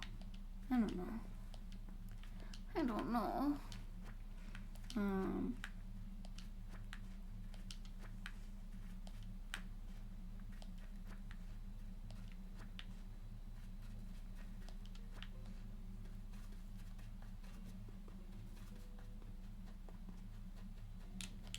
How much how much do I need for another shovel?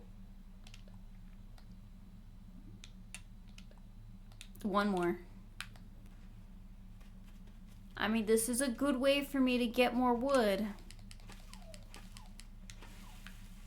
Thank you.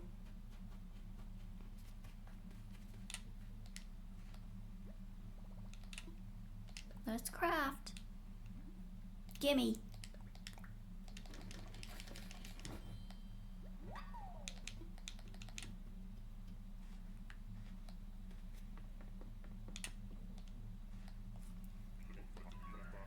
Oh, no. I was gonna leave. I was like, wait a minute. I want those bells. I almost forgot that that was the entire reason that I stuck around to make the shovel.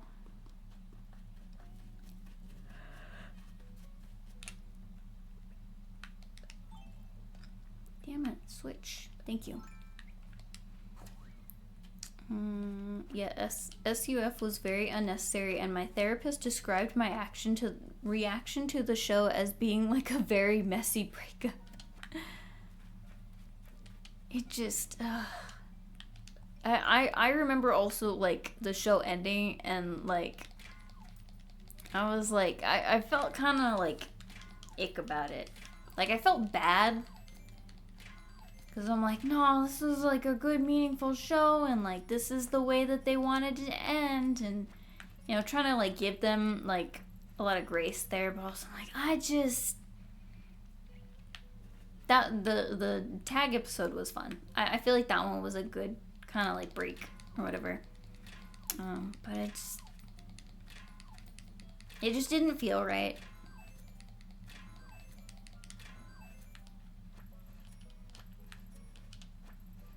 Oh no.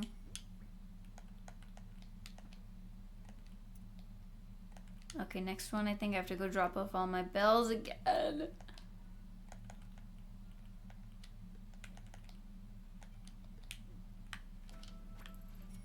But this is good. This is really good for me because I'm gonna need so much money.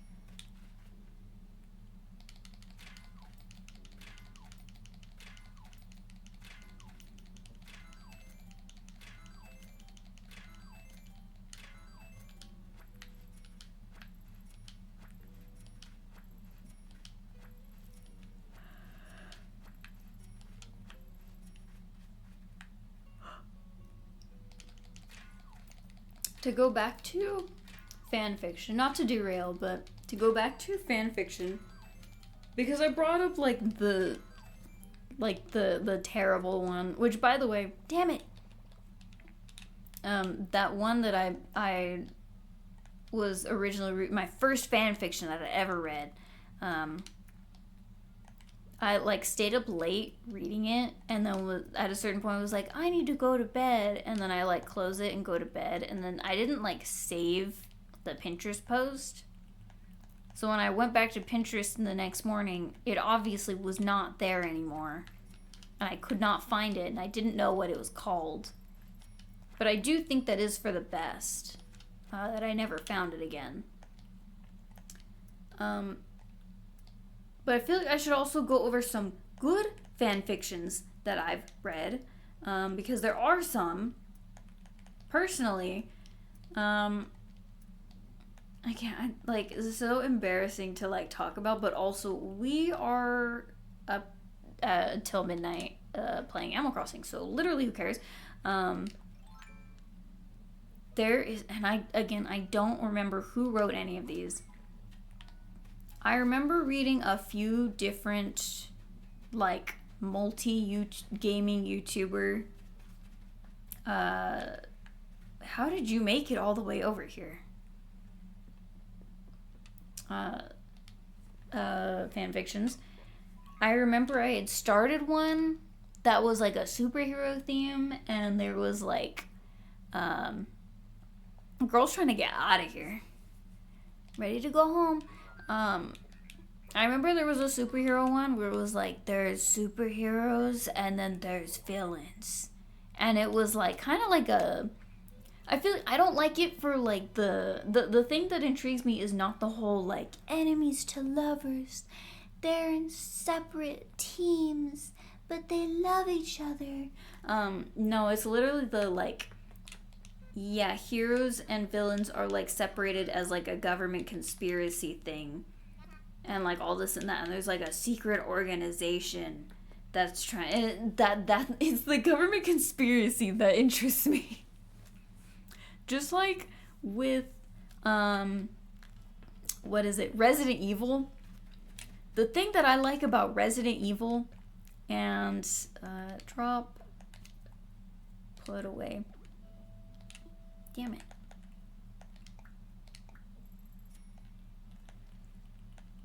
The thing, and what is it? Not Resident Evil. Dead Rising. The thing that I really like about Dead Rising and Resident Evil is damn it! Is the government conspiracy aspect. Drop. Thank you. Put away. How are we doing on tickets? The fact that I have not found anybody else on my list. These are really nice. These are really nice at night. The fanfiction that impacted me the most so far, for some reason, was Cheerilee's Garden, the MLP fanfiction where Cheerilee kills a bunch of kids. Dead Rising was a game I could not take serious. It was just hilarious. Dead Rising, I had a whole phase for Dead Rising, and it was awesome. I literally wrote a video essay for a class about Dead Rising. I'm so for real, because it was a women's like representation class that I was taking for college, and like it wasn't like a fully online class. And 4 is easily the worst. We can agree. Which one was 4? Oh, that was the one with Frank West, like his return. Yeah, I would agree. Yeah, that one I don't like that one. But I literally did like a whole report for my women's like women and gender study representation, whatever. Just like discussing the different like women that were represented in the original game. I think I touched a little bit on the second game just because it was in a similar Elvis Presley. Just because it was like kind of in a similar vein, but it didn't have as much representation, although it did. It just wasn't one Eugene. It just wasn't ones that like I wanted to cover, or like I just had more content to talk about in the first one, whereas a lot of the female representation in the second game that was more quote unquote problematic or noteworthy were more minor characters and just bosses, whereas the first game had, and I don't remember their names, but the blonde girl that helps you out like as like your command center, like I just talking about her and like just the role of like Frank West as like, you know, the white savior, and it like it was a whole thing. I did like a whole like project on just to like talk about like these are the stereotypes. This is like their like the insinuation, the fact that I kept going on and on about like the oh my god, what's her name, like Louisa or something like that. I don't remember the girl that is who like ends up trying to like help you find a cure. Her brother was the one that released the virus, where it's like, I swear to God, every single freaking, and I like went on YouTube and I like got a I basically like screen recorded the entirety of like gameplay or whatever, just so that I can like pick and grab clips from gameplay. And I swear, like every shot that she was in was like some kind of like framing towards her butt, her boobs, something like that. Some kind of upskirt, or like always framing her in like this sexual kind of way every single time. You could not take it seriously. So why I was so wait.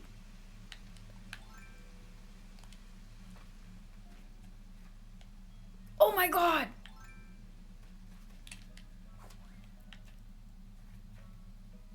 Can we there she is! Horse! The fanfic wait, let me go back. Let's see. There's like one murder trap where Pony has a needle slowly inching towards their face, and Pony 2 has access to a button that can halt the needle, but said button also douses Pony 2 in acid. How do you even come up with that? That's crazy.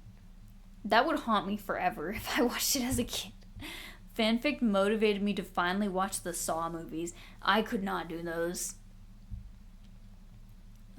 Isn't the second where you had to go get some medication or antidote? Yes. I just noticed her earrings. I know, I love that she has piercings. And like the like stripes like shaved in the side of her head. I love that. She's a little cutie alt girl. I love her.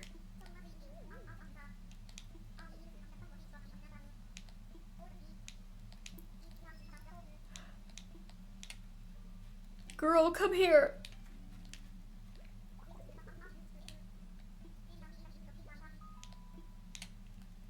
Get away to my island. Girl, your head's clipping into the peach. Okay, I have to put you on blast here. She's kind of hot if you ignore the fact she's a horse. To some people, that's a plus. Plus, I'll have to stick around I'll have you around to introduce me to everybody and show me where the cool parties there are and stuff. It's so many parties.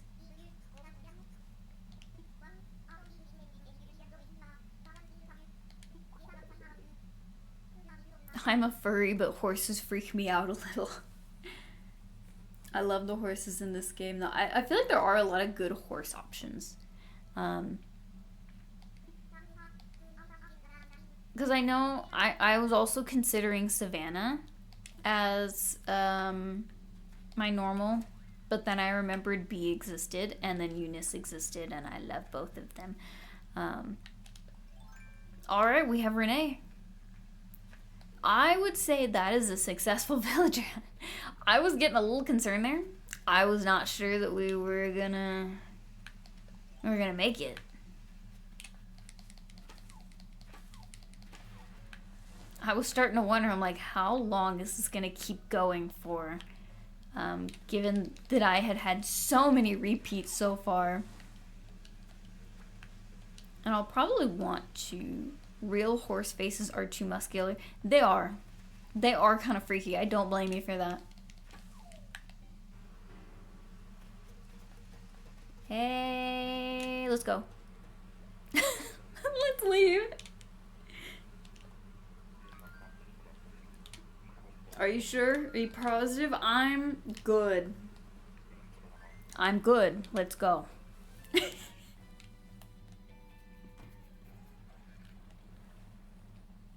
I wish Wilbur acknowledged these. I think it's funnier that he does not acknowledge them. I think it's really funny. He's just like, yeah, so what's the deal? You want to get out of here? Yeah, I think I would like to get out of here. Okay, are you really sure you're not leaving anything behind? No, I'm good. We're good.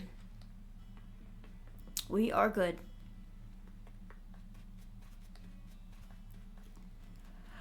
Well, we still have a good amount of tickets left.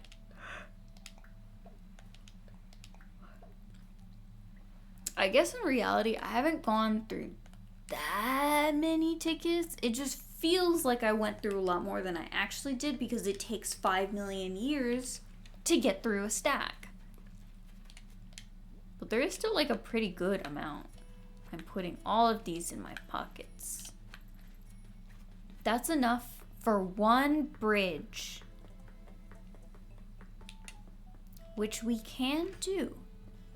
If you got lucky and timed it right, do you think you can have multiple wasp storms chasing you at once? I think so. And that would be crazy. You get hit back to back. Basically get like nuked. What are busted radio, camp stove, cushion, cardboard box, upright vacuum.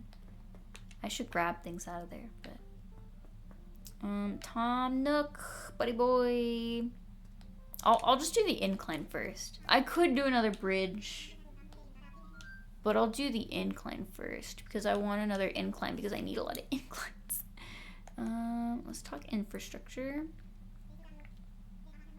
You had that happen in the original GameCube? Because I'm like, there's such like a short window of time that you can outrun the bees, the wasps. So I feel like I think it's only like 2 to 3 trees will have a wasp nest every day. So you really just have to like time it right, or like just not have that many trees and have the 2 that are like right next to each other. Let's do bridges and inclines. Wait, I forgot about that.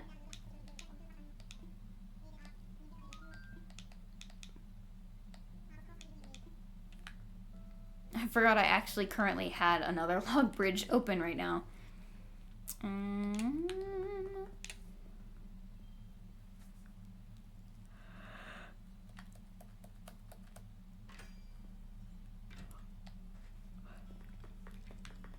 Hi, Sherry. We're going to, and like I'll skip back to the original day that it's supposed to be. I think it's supposed to be like March 2nd that I actually am playing on now. So I'll skip back to like that day after this. I just knew because it had been fairly recently that we had gotten that other villager, and I'm like, well, if I want to do another villager hunt, a few people have actually donated as much as possible.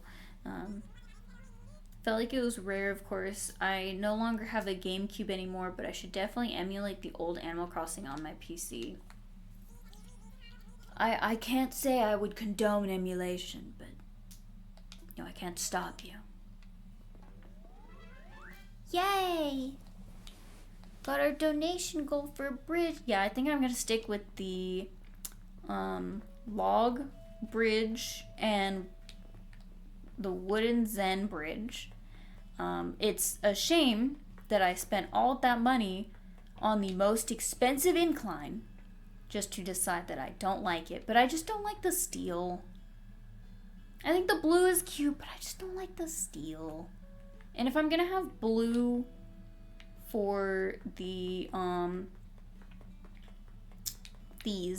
the pathing, then like I should. Emulation technically isn't synonymous with piracy. You're right. But he did also say emulate the old Animal Crossing on my PC, so I think that is kind of insinuating. Start construction. We're gonna do a little bit of pathing because I yearn for it. Because I don't like this right here and I want to fix it. The one thing I haven't done is test. Oh my god. I was gonna say the one thing I haven't done is test the paths on different materials to see how they look. Unfortunately, I have to wipe away all of that pathing over there by hand. me try it on these and see what it looks like.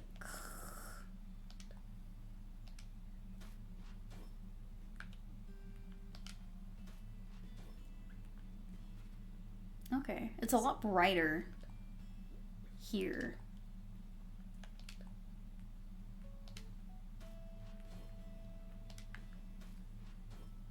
What, Sherry?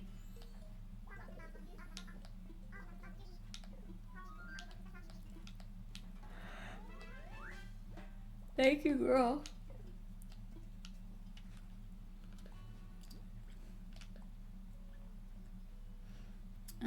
Which one did I say I was gonna do?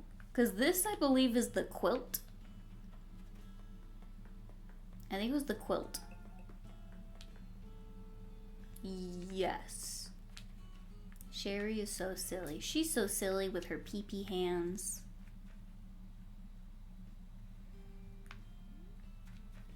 Oh, I like this one.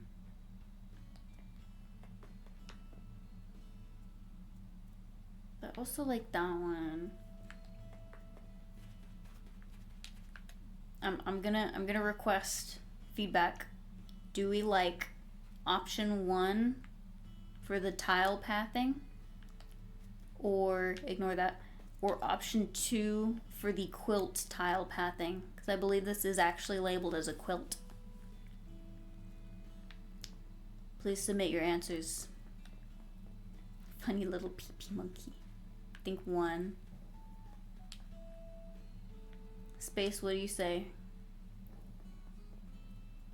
Because I'm going to have to lay down. Definitely 1. Okay, we're doing 1 then. Because I'm going to have to lay down all of the tile. And also erase all of the current custom paths that I have sitting there. So that's fun. So I'm like, whatever I pick, like, it's gonna take a long time. But I do really like what, I do like the alternating. Okay, I thought it was gonna make me, like, erase all of the designs before putting down the new ones.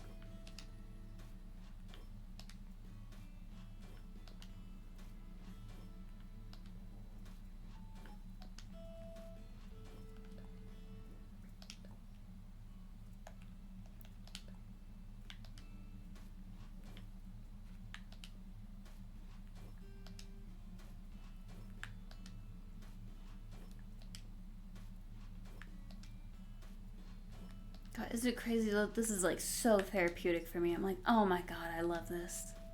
It's so good.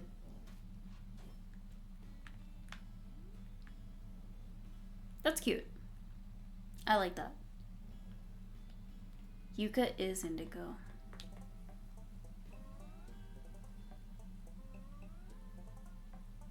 Yuka and Sydney, I feel like I kind of like relate them in my brain. I think Sydney is purple. She's not violet. She's purple because she's a little bit like, she's a warm purple. Whereas Violet I associate more with a coolness. What am I on?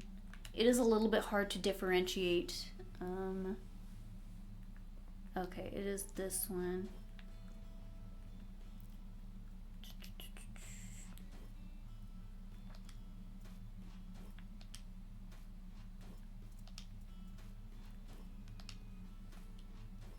Like, I need to switch back and forth. It's hard to tell the tiles apart.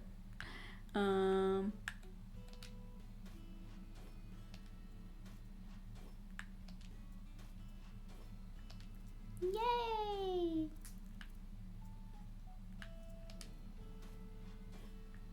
That is really nice.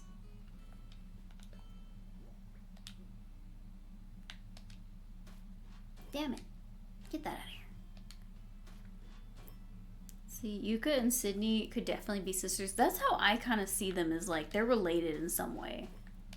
Just because they seem kind of like they look a little similar. They have similar like color scheme. Like they're both like a blue or purple. This would be way easier with the tile hopping, just saying, you're right. But also,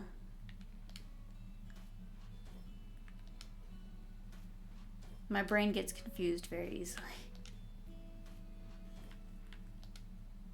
Damn it. I feel like with certain things, I just get stuck with tile hopping a lot easier.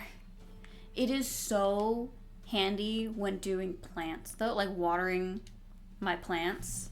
Oh my god, it's so good.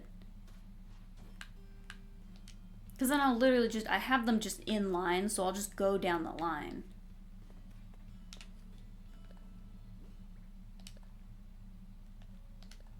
No, not that one.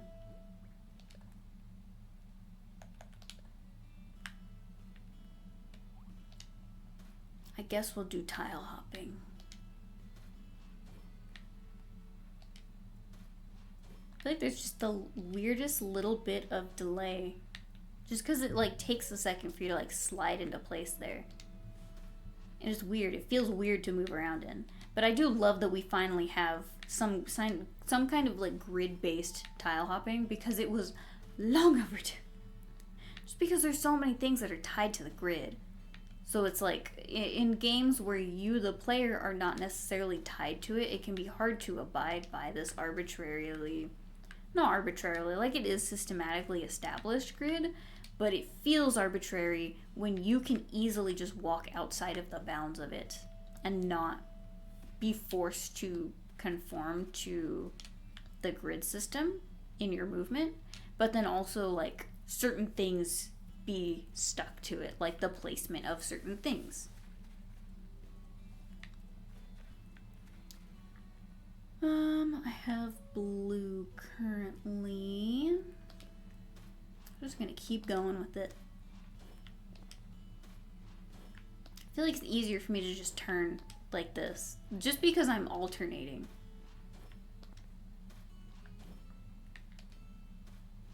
Also, I put in these right behind because I'm like, oh, that would be nice, but also I don't like that these are so tall. I wish these were just a little bit shorter. I was kind of hoping The Grid by Daft Punk. I miss Daft Punk. They were really good. I wish these weren't quite so tall. It bugs me because then I feel like it's kind of covering Able Sisters a little bit. So I wish that I could just keep them a little bit shorter. Keep them from like not fully growing. I think that would be nice, but I don't know if I can do that.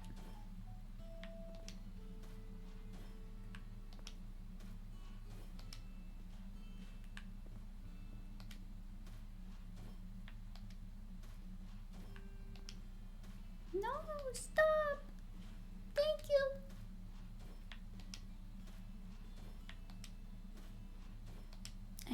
I need you to cooperate, please.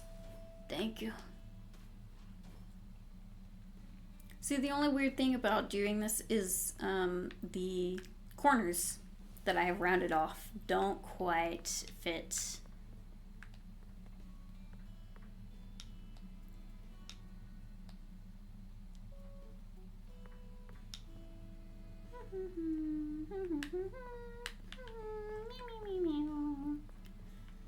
I gotta fix this.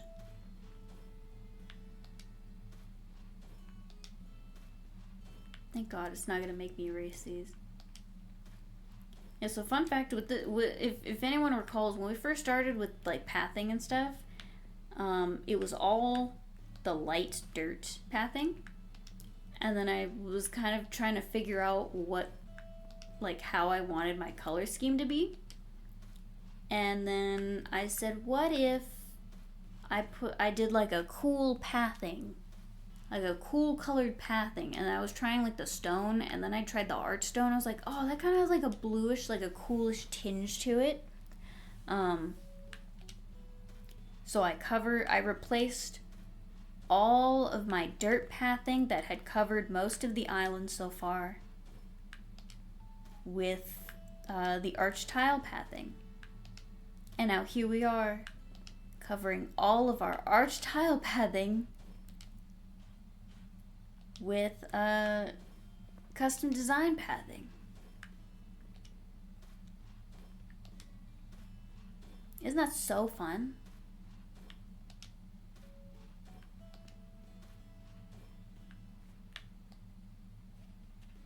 Don't we love that? I wish I did like this one a lot more, because this is pretty.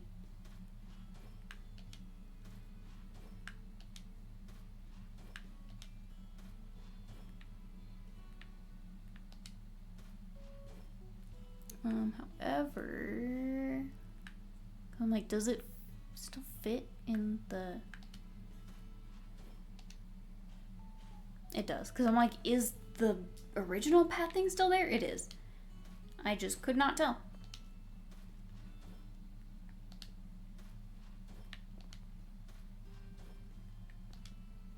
Oh, by the way, the other fanfiction that I read that was really good, I didn't get very far in the superhero one. But I did think it was interesting, but I think it like wasn't done yet, and then I just wasn't able to like continue to keep finding it or keeping up with it. But the one that I did really like was like a fantasy Game Grumps fanfiction, and it unfortunately shipped Dan and Aaron, and I didn't care about that. But I liked that the creator would give advance notice of like, hey, this is a ship chapter, so I would just skip it, or I would just skip sections of it, because I'm like, that's not what I'm here for. Those are real people, and that's kind of weird to ship them together. But the actual like plot and stuff was fun. I liked it because it was basically wizards and demons. Wizards would like summon the demons, and it was like a whole like system where a lot of times wizards would summon demons to use them for like labor or whatever. But then like some demons were fighting back, and then like Aaron summoned Dan and like fell in love with him instantly. I'm like, okay. But then there was like a whole uprising, and then like Brian Brian was like the head of the demon uprising, and it was a whole thing. And I remember it not being finished when I started reading it. Damn it. But then like eventually like I did actually like try to make an effort to keep up with that one, and eventually it did update and like finish, like had an actual proper ending. Was the proper ending just a big fight scene that felt a little like cheesy? Yes. Did I still eat it up regardless? Yeah. Again, like I'm not super keen on like the we'll defeat you with the power of friendship or whatever. And just like, oh, big fight scene and we'll defeat you and we win or whatever. Like it feels like kind of it always tends to feel a little rushed for me when it's just like, we'll stop this uprising with a big fight. Especially when it's like not handling the larger societal issues at play here. But yeah, thought otherwise it was pretty good. Have you seen the video where Rhett and Link read their own smutty fanfic? No, I haven't. Is that a Good Mythical More? Because I tend to frequent their main channel, and then sometimes it'll just autoplay to Good Mythical More episodes. I feel like that would be on the side channel. Oh, this one is going to be a little bit harder.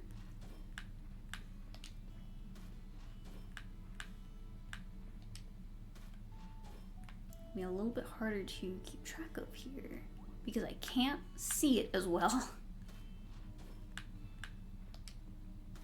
Let's see. I remember getting into some random thing I was reading. It was pretty good. Then I got to middle and boom, just straight up male on male BDSM. It was wild, and I was just like, how the fuck did I get to this? Good Mythical Morning? Okay, I'll have to look for it. Because I have been watching a lot of Good Mythical Morning lately. Like, I like watching it. Like, it'll just play in the mornings. Like, Like when I have my breakfast before work or whatever. I like it. It's a good morning routine for me. But okay, I was like needed to double check and make sure that I wasn't like doubling up on that or anything.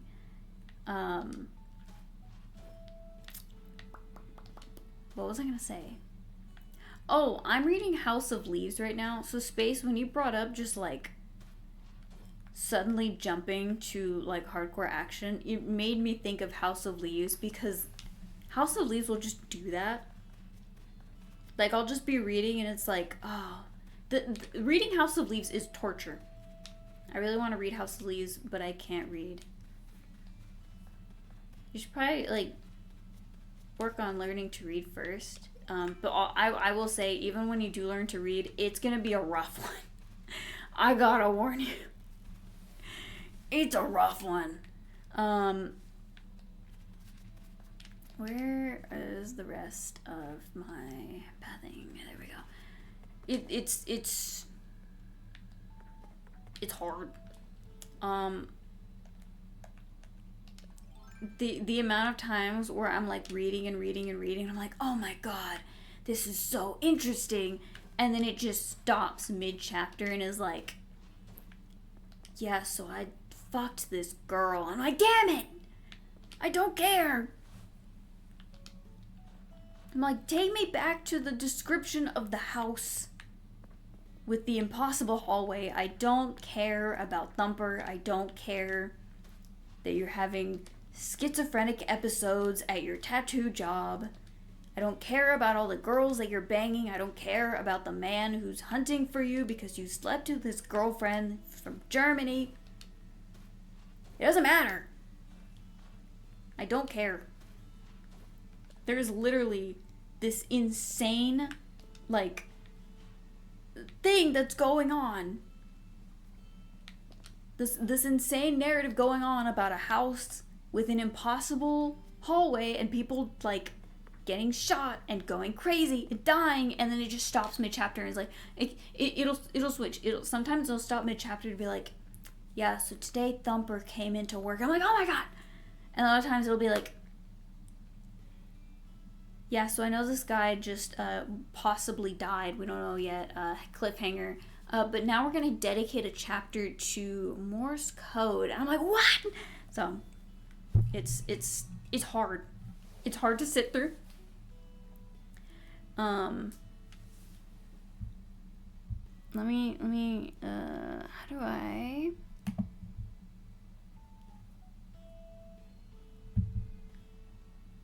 I do that? How do I moderate that?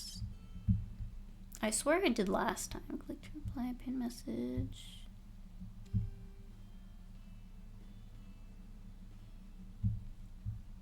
Oh.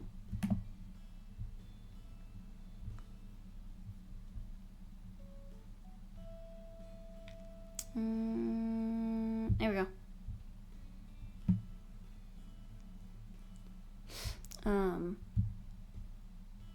Okay, come on. There we go. I'm like, I can't move it. I don't know if it's neurological or if it's an eye problem, but when I read small printed text, I start seeing colors that don't exist. That's impressive. I don't know what qualifies as colors that don't exist, but that's impressive that you can do that. That you can see things that aren't real. Not in that, but like colors that don't exist. Because I don't know what colors... I guess it's hard to imagine colors that don't exist. Just like when people are like, oh, mantis shrimp can see colors that we can't. It's like, how? What qualifies as a color that we can't see? I feel like we can see a lot of colors, so it's hard to imagine. But yeah, it's small text. It's hard to read, even like, because I like to read on my lunch breaks at work. Let's switch back to custom design. Let's switch back to this one. I like to read on my lunch breaks. And I remember when I was reading that book, I was going to my training class. Oh, they're talking, they're chatting. I was going to a training class, and it was basically like I was at school all day being lectured and like tested on things. It was very intensive and difficult. And then to spend the entire day like at a computer and like reading and taking notes, and then immediately to like have my hour-long lunch break where I'm sitting there reading the small text, like straining my eyes trying to figure out what the hell I'm reading, straining my eyes and straining my brain. We would come back from lunch, and you know, the instructors would be like, "Oh, did everybody have a good lunch?" I'm like, "Oh my god, I dying." Like, I would come back from lunch with a headache. Not well rested. Very unfortunate. Like, why, whenever something looks good to read, I'd be like, damn, this shit's sick, and bam, just straight up nudity. I don't know what else you're reading that has that. I mean, that's the only time that I've encountered that in something that I've read. I don't know what else you got reading there. I have a really fun fanfic idea that I'm too stupid to make real. The fandom I'm in has a group of like vigilante lifesavers. Anyway, I want to write a Hanahaki fic where they find out someone uses Hanahaki and they need to figure out who it is before they die. Twist alert, the person is in the group. It'll be like highlighter yellow and neon pastel lavender. Interesting. Could be visual stress. Maybe. I wouldn't know the specifics of like how that works, or like how straining your, like, I'll if my eyes are strained, I don't know, I think I would see like the, you know, the little floaters in your vision or whatever. Like, I could get that sometimes. For me, I think it's just from like light. Damn it. But what is Hanahaki?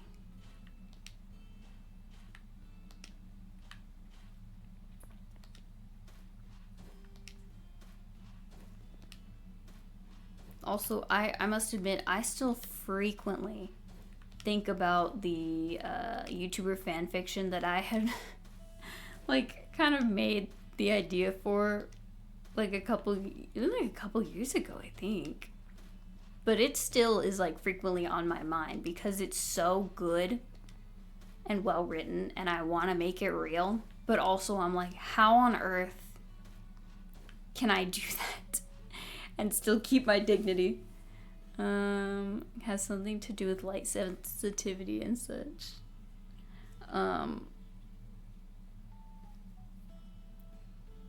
If like on my Instagram, I only like posted about it once, just that initial post.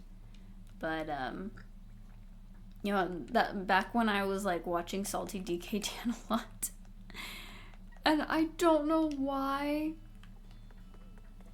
but I just remember at one point, like, that was like, I think when I was still like kind of online for school. Hanahaki is a fictional disease that one can contract when they're experiencing unrequited romantic love. Oh, okay. It causes flowers to grow inside the inflicted's lungs or stomach, making them cough up petals. Interesting.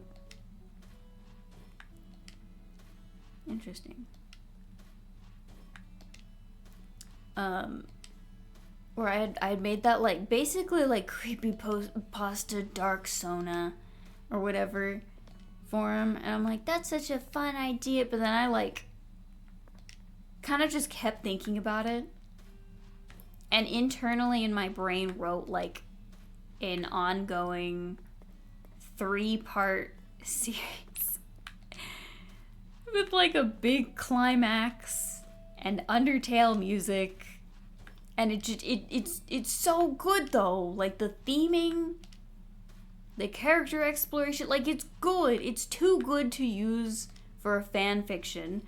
That's why when I was like, I need to come up with some kind of comic thing to use for my portfolio show, because how can I call myself a comic artist if I'm not putting any kind of comic stuff in my portfolio?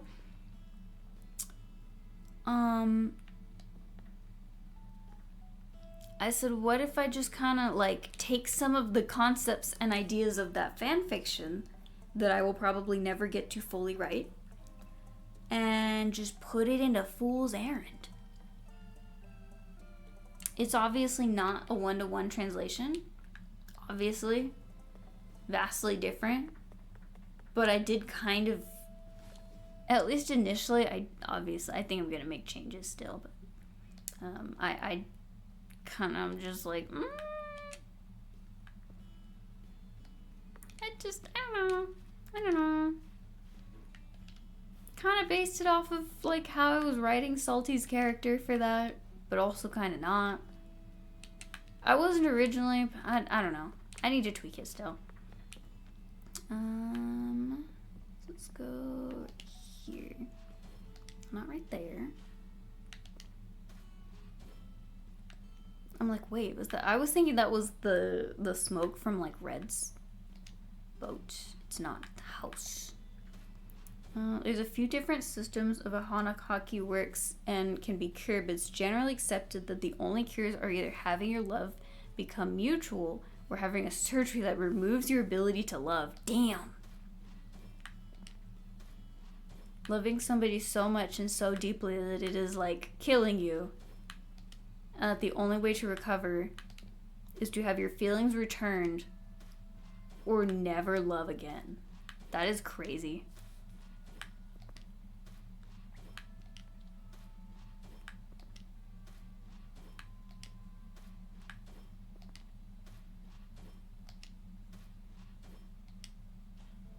Also, I would like to comment that I still, like, so much time has passed. I think I will just never acknowledge Rossetti on my island.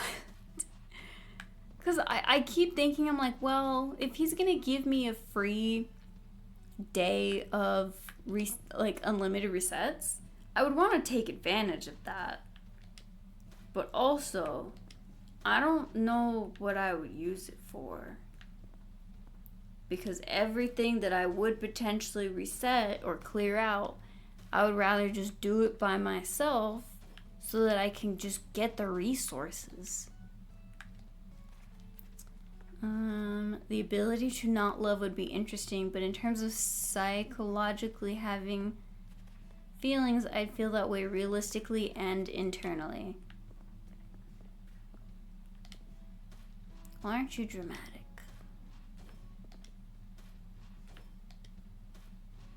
It's warm in here. It is so warm now. It's like freaking 90 degrees in March. March used to be like rainy and gloomy, and it's not like that. It makes me very sad about the future of the state of the world. I mean, a lot of things are like that too. Like, I woke up this morning and on the news, the president was trying to put himself on a coin. And I said, great.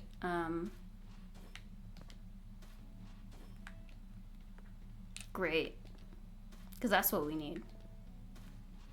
I'm glad to see priorities are looking good. Looking good.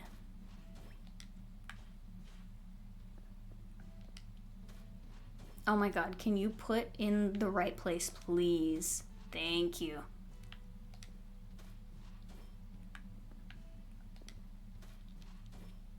Thank you. I find the whole concept fascinating, but fics are always from the perspective of the person having the disease and trying to hide it. I want a story where I can delve more into the specifics of the disease itself. Do you want us to just strap rocket boosters to the bottom of the USA and blast it into space? I'd be good with that.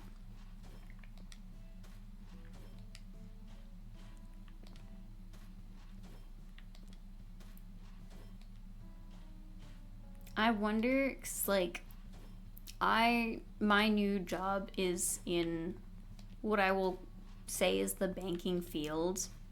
and I won't go into like details about it or anything, obviously. But like people will ask, like, do you guys have any like coin, like dollar coins, $50 coins, etc., etc.? And some people want them just like to collect. Like there have been people that are like, can I get like boxes of pennies? And I'm like, what?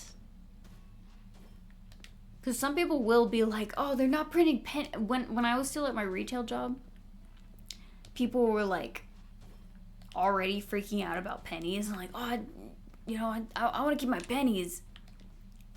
We would get, and I don't know if it still is there, but there would be messages whenever we would like have to give change back to the customers at the retail job, not the bank. That's like, oh, make sure that you round up to the nearest like 5 cents or whatever, because they're not printing pennies anymore. I'm like, guys, they just barely said they're not making any more pennies. Like, we still have pennies. But there have been people that will like come in and be like, I want, like, can you give me just like a bunch of coin?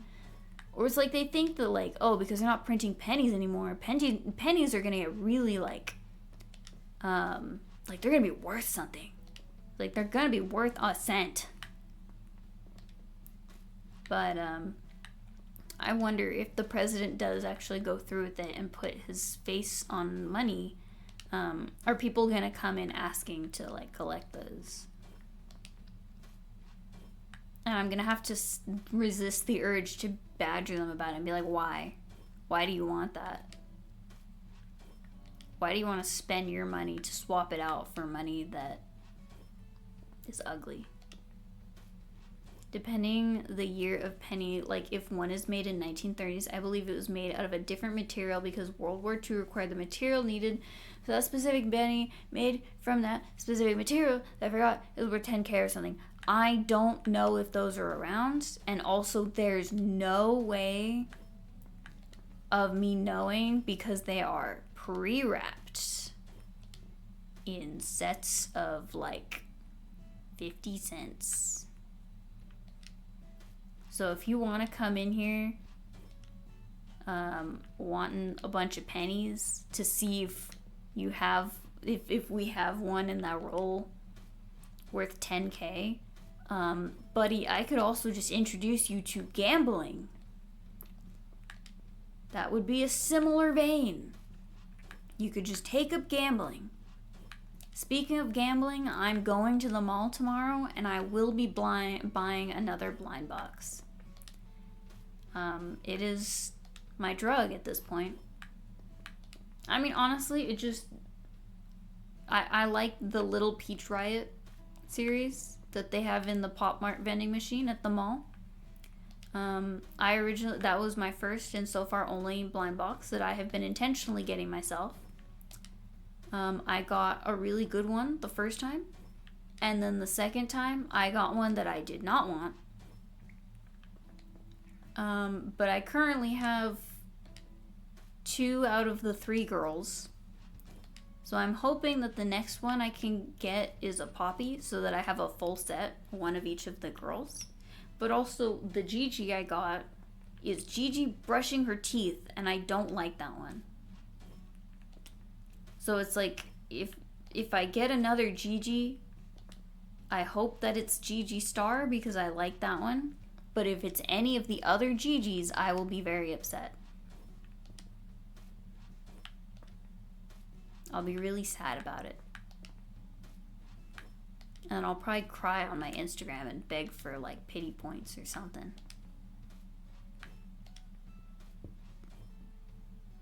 You got a penny from 1901.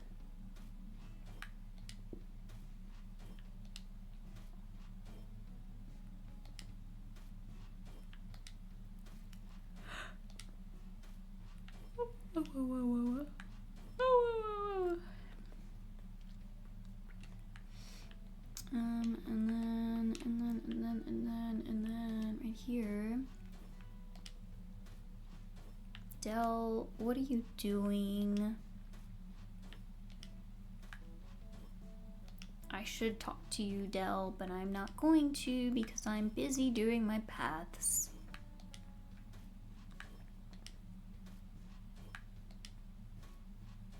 No. There we go. Damn it. I like the flick is just kind of stuck down there. What's my move? Me when somebody throws me into the dance ring.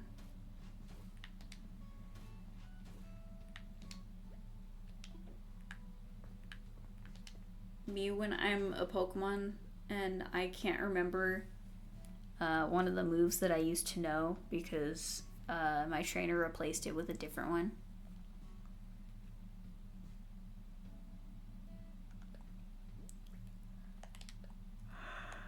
I wish it didn't reset my position in the custom designs every time that I swapped out of it. 'Cause maybe I want to switch between one and the same custom design. No! Damn it.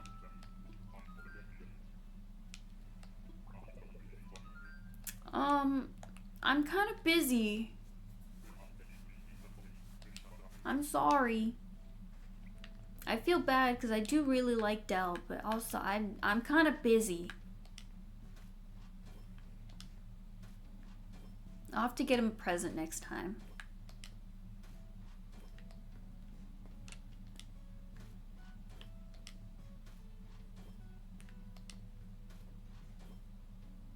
It does not feel like 1 a.m. No, it does for me. I'm glad I at least got like a second wind after my Poba kicked in. Today I got a I tried a new boba place and I got a matcha with red bean in it. And it was pretty good. I know I came home and I was like, yeah, I got red bean in my matcha. My dad was like, beans? I'm like, they're like sweet beans. Like not, he was like, I had chili beans today. I'm like, no, no, no. There are not chili beans in my drink. They're like sweet beans. I do like the red bean paste. Last week I went to a bakery place and I didn't feel like getting a coffee. So I just got like their new lemonade or whatever, and then I got a red bean pastry. But then I ended up getting really full from my dinner and just saved the pastry for the next morning. So I had it with my coffee and it was good. It was yummy.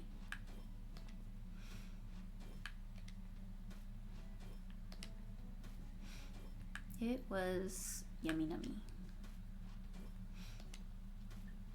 Is it weird that I just drank straight up lemon juice with water added and salt? Why did you do that?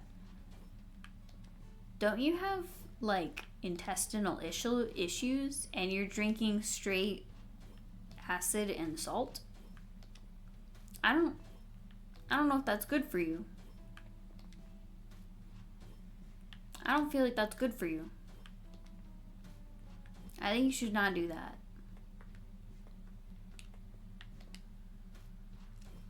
It's something my mom used to make and it's good. Lemon, salt, and water. I mean that's just lemon juice and salt. I was gonna say like, oh, it's watered down lemonade, but no, lemonade has sugar in it. That's just watered down lemon juice and salt.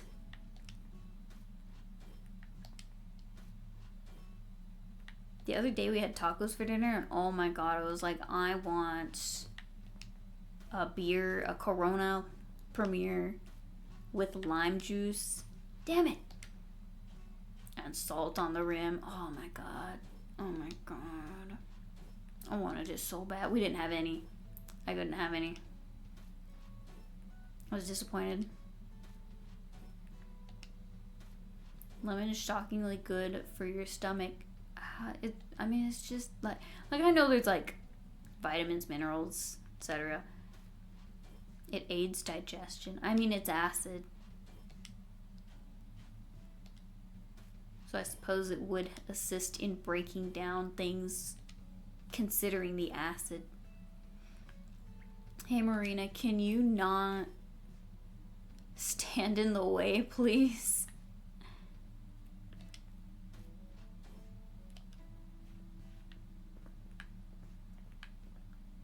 Like, girl, really? Can you get out of here?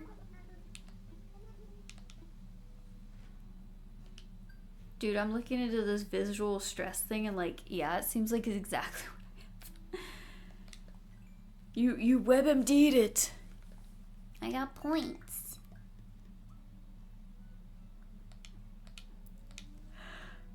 Can you move out of the way? Damn it, Marina. Get away from your own house, please. I'm gonna ask my doctor about it. You should. Oh, because maybe there's like something they can like guide you on of like how to maybe reduce that.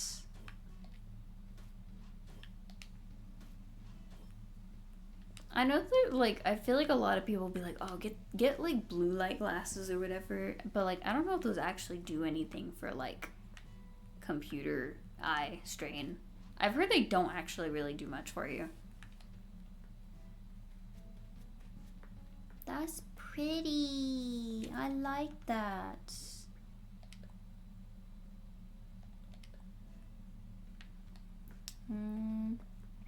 Yeah, if I remember, it's usually with strain / sensitivity to light uncertain. I think in like blue light specifically.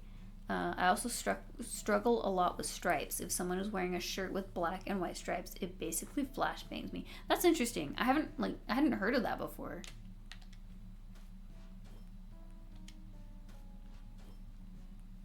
Yeah, I would definitely like let your doctor know, or like optometrist, and be like, hey, it hurts to look at like stripes and also words.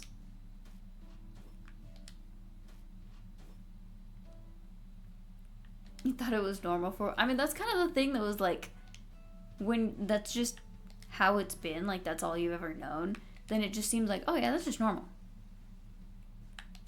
And like you don't realize like, oh, other people don't actually see it like that. Marina!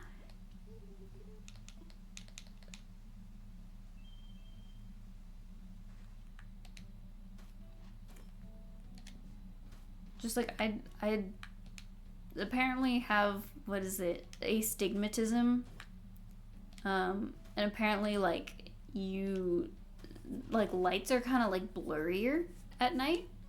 Thank God. So like I actually don't really like driving at night all that much,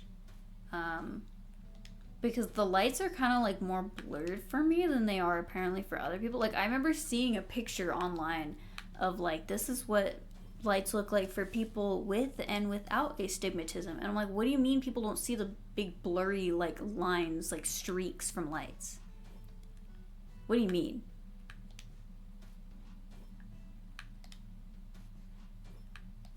Also like people with like aphantasia, and it's like, for me that like can see, I can't see things like perfectly clearly in my brain, but like I can see stuff in decent enough detail that I can like kind of visualize certain things or like layouts when I'm like working on projects or something. Like, oh, I have kind of a rough idea of like how I want this formatted or laid out or whatever. Whereas I was like, it's hard for me to wrap my head around like, what do you mean you just don't see anything? Like that's weird for me to think about. It's like those stories of people complaining about a fruit being spicy or tingling when it turns out they're allergic. Like, I don't like bananas because they make your throat scratchy. I also have astigmatism. Aphantasia is interesting. I'm nearsighted, so if my glasses are off, I can't read far, and it's extremely blurry. You have a very strong mind's eye. I've for a while, like for my long commutes to work, I've been listening to music, but lately I've switched over to podcasts. So right now I'm catching up on Distractable, and they were having another like discussion about like aphantasia. So I'm like, that's just so. And then like also people like talking about like the whole inner monologue of like some people don't have an inner monologue, and I think Mark is probably correct in his presumption that like what people define as like inner monologue in these discussions is probably not actually an inner monologue, because everybody does, like, I think, or that's his presumption, is that everybody does actually have some kind of like thought to themselves, but not everybody like can quote unquote hear a voice in their head talking to themselves. And when people say like, oh, I like think to myself, like it's not actually like, oh, I'm hallucinating the sound of a voice. Like that's not how it is, because I constantly think to myself in like an inner monologue as if I am talking to a person, as if I am talking to somebody, like as if I'm like on stream. Like that's just how I like talk to myself in my brain, is if I'm talking to a different person, talking to an audience. I have a constant internal monologue, and apparently some people don't have a voice in their head. Yeah, like that's, yeah. It's like, so then what is the thought that like, I think Bob was saying like, oh, I just kind of have like abstract thought, but then I think he was also saying like, well, I do like think things, but then it's just, I think it's just different. It's just a different way of things being like, just a different way of those thoughts being there, or like being, I guess, processed. It's very interesting. I've also had auditory hallucinations, and they're very different. That is also interesting. You got a lot of interesting things going on.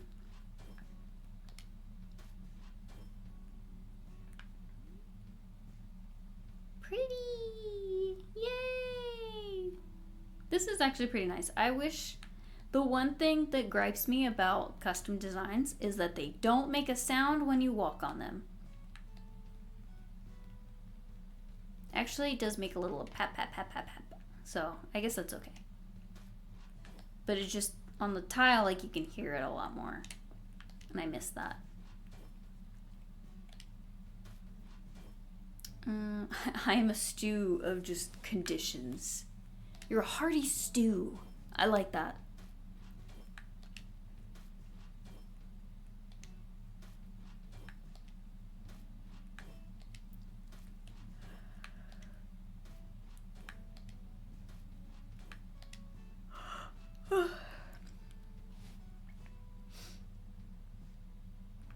You've had hallucinations of keys jangling or video game music. Interesting.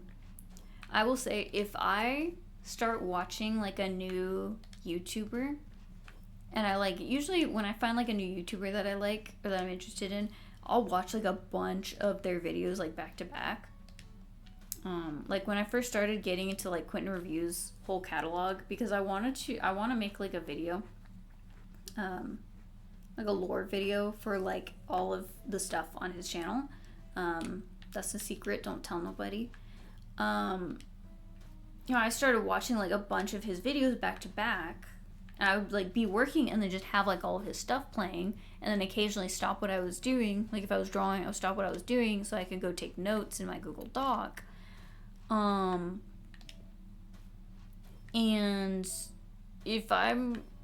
when I do that, the person's voice starts to replace my voice in my head. Like it's still me thinking to myself, thinking things to myself, but now it sounds like Quentin. Or when I was binging Kid Icarus, it was Kid Icarus I could hear in my brain. British accent and everything. And I'm like, well, that's fun. I can't wait for that to go away. I hope that goes away soon, and it takes a while. It does tend to take a while.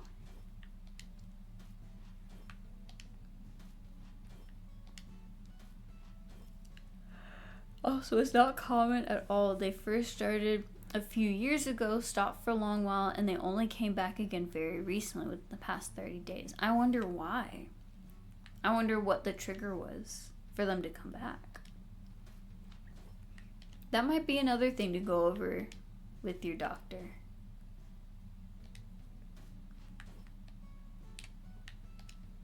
See, I swear the voice in my head whenever I have a certain thought or narrate what I'm doing, the voice is deeper than what I am IRL.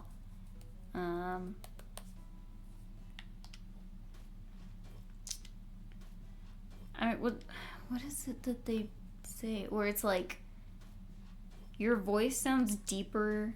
I think your voice sounds deeper than it actually is to you because, like, the sound travels.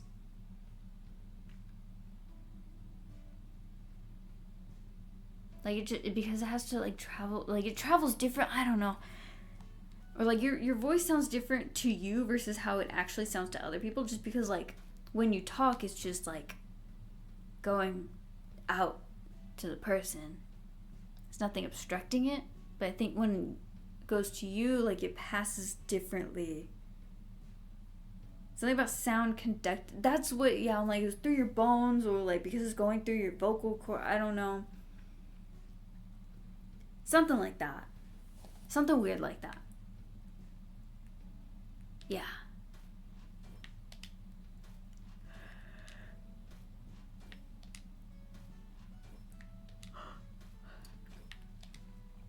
So much of the work is just laying down the paths. I feel like that's been so much of what I've been working on. So then once the pathing is done, that's gonna really suck for me because then I'm gonna have to start putting in a lot more thought into what I'm doing because I have to start actually decorating. I've been just waiting on decorations and holding off. No!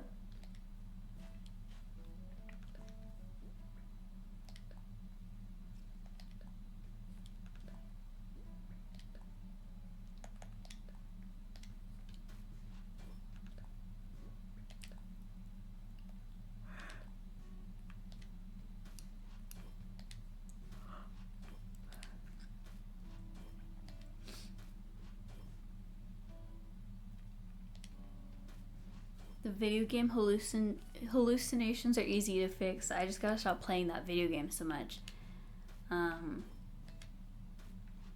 See, for me, I get like addicted to games. If you couldn't tell, to where like it'll occupy all of my brain space, and it'll be hard to focus on other things.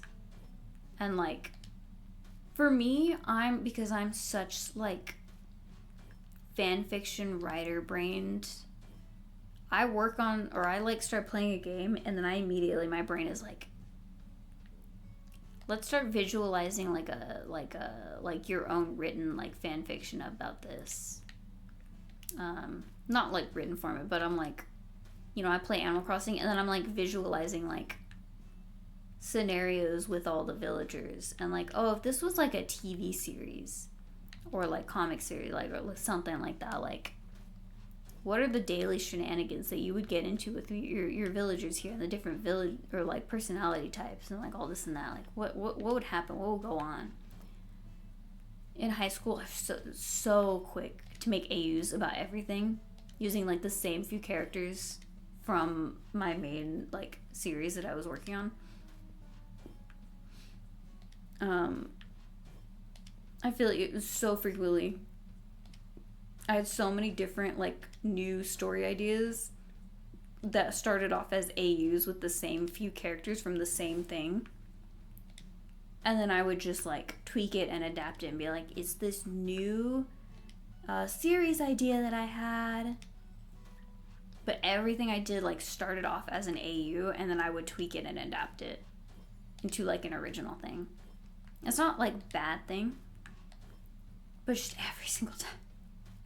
So I feel like that does run the risk of like a lot of my works kind of falling into the same patterns with a lot of the similar character archetypes. but also it was fun, and I love writing AUs so much.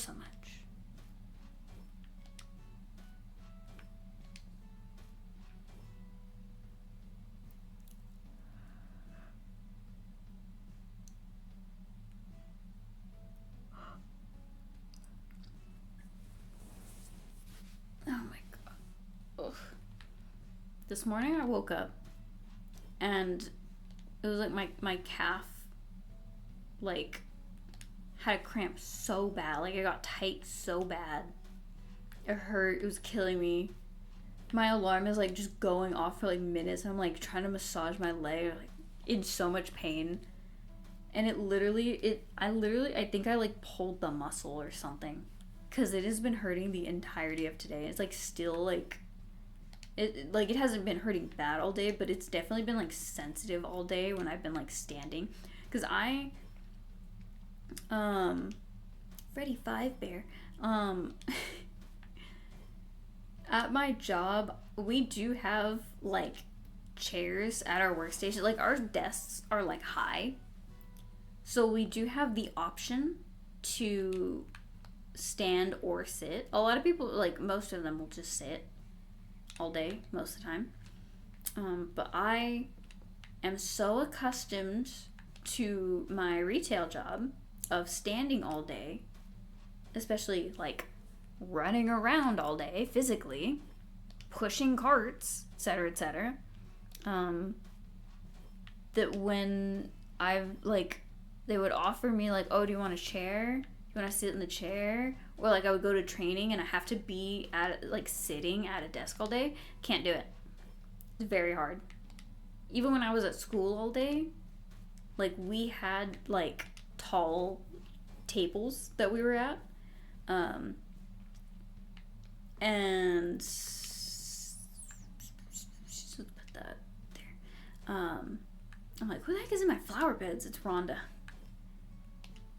And so like at certain points of the day, I would be in that classroom like 6 hours straight, and I would just get up, like I would just stand sometimes, or I would be like getting up, walking around, talking to other people, getting feedback, going to meetings. I would be up. I would be doing things. Part of me misses aspects of school. I miss the routine of school. Not because I liked the routine of school, but because I miss having a structural routine that makes me feel like I'm doing the right thing. You know, it makes me feel like, oh, these are things that I'm supposed to do, and because I'm doing them, I'm doing a good job.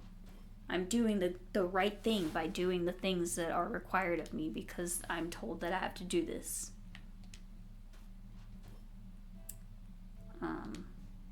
That's not like a healthy thing. It's not a healthy way to like think about your life, you know? So now that I'm out of school, I have to like retrain my brain to be like, hey girl, weird thing is that screens are fine. It's specifically printed text. I definitely talked to my doctor about the eye stress thing. I hate not being able to read novels or anything. Yeah, and it's like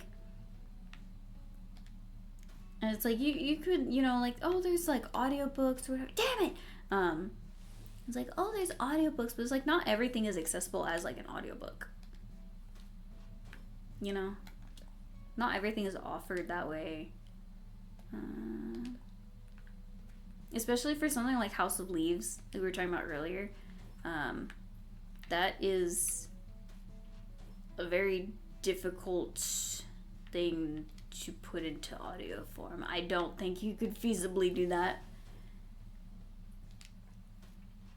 I will say I'm over halfway through with it. It's hard to tell because after the actual like book section, there is pages and pages of like the like index and like extra things like endnotes and stuff like that. There are certain points in the book where like you'll be like mid, you know, chapter, you know, 4 or whatever, and it's like, hey, go to this section in the index, and it's like 20 pages of written letters. and then you read those, and then you go back to chapter 4 and just continue where you left off. I literally have to have 2 bookmarks for this book.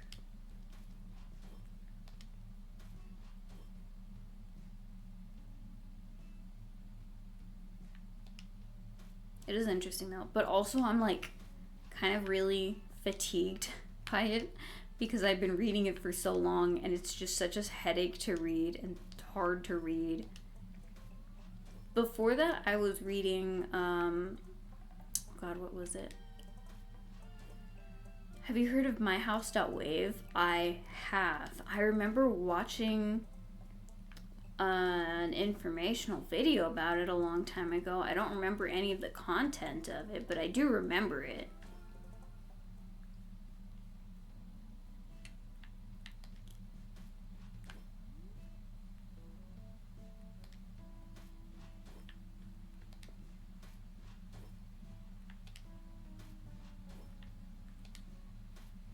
Come on, baby. I want to finish all of the pathing.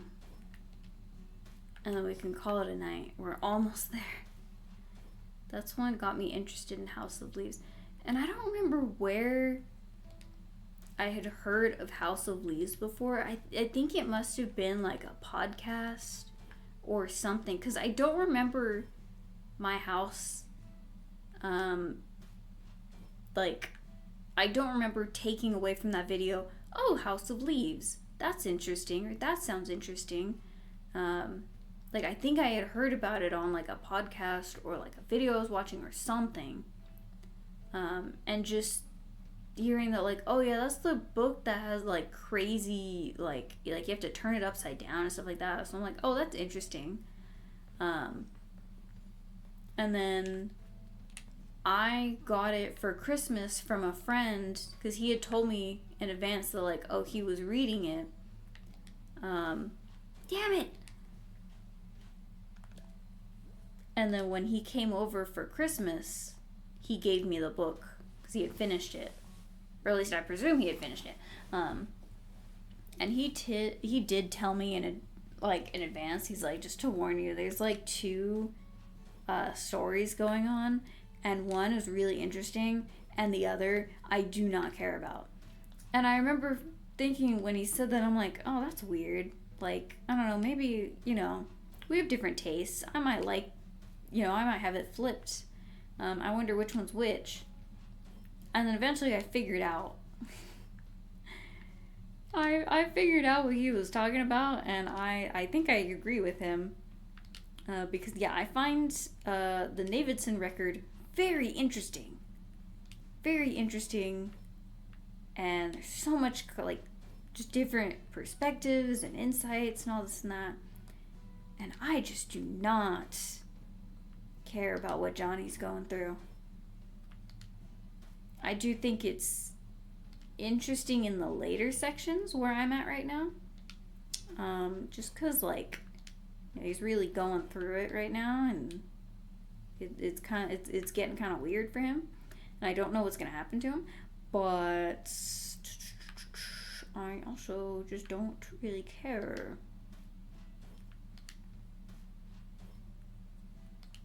Again, he would go on and on and on about, I had sex with this girl and all this, and I'm just like, I don't care. Can you get back to the Davidson record, please?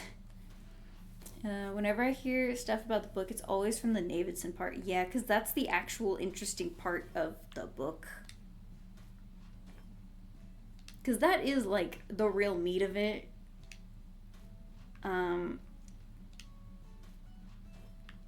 But I'm not done with it yet, so I don't know how it, where it's going.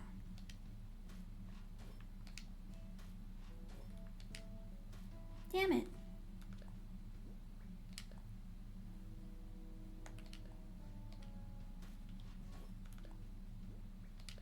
We're almost there.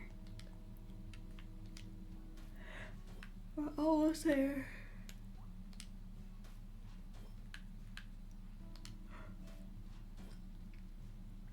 This was a very fun stream. I'm glad that we spent more time. Very tired. I gotta dip. I'm not gonna keep going much longer either. Thank you for hanging out though. It was a fun time.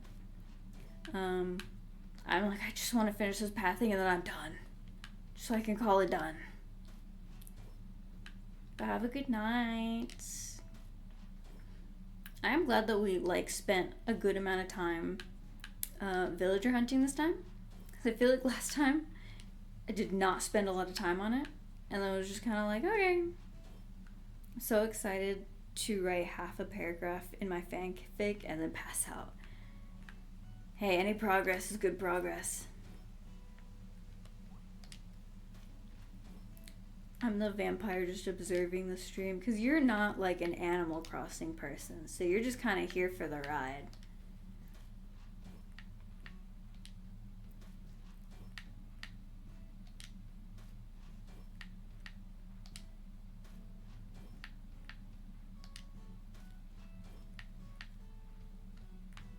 Did I get that one already? No. Like, I can't see because of the trees in the way. But it's okay. It's okay. We're almost there. I'm like the light at the end of the tunnel. I think the only thing is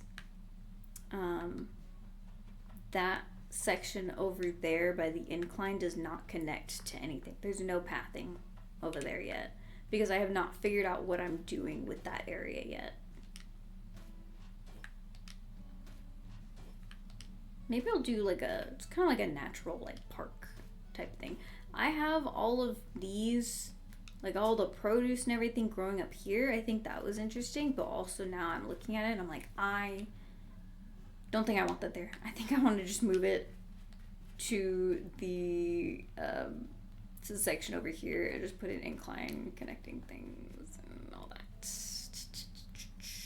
We're not gonna do that yet. We're just gonna finish the pathing and then we're gonna call it a night. I would like to go back and I love you, Animal Crossing. Please don't make me hallucinate. How am I running so fast? Didn't you say you were going to bed? I don't know. I'm just running. Yeah.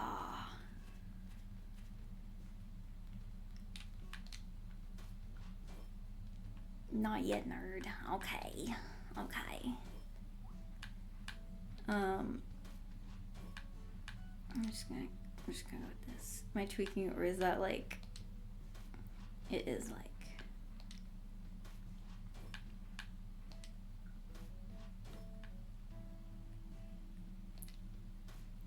I don't know. Alright, good night.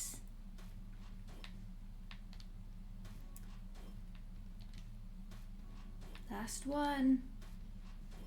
Yay! I didn't want to put fencing like right along here. I like the blue fencing. That's kind of why I was like, oh, let me do the, what is it? I was like, oh, let me do, oh, Emperor Butterfly. Yeah, this does not connect to anything, but I don't know what I'm doing with it yet. So it's whatever. I'll figure it out.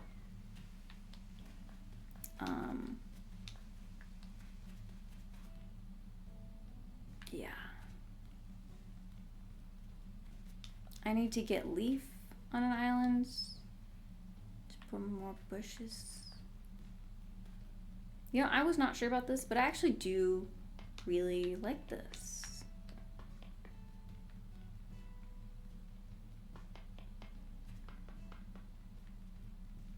And then we'll see. Once the wooden incline goes up, that'll really like finally determine like which one I like more. But I think I will go with just the wooden inclines and bridges, and also it's a little bit cheaper. Just because I like the look of them a little bit more.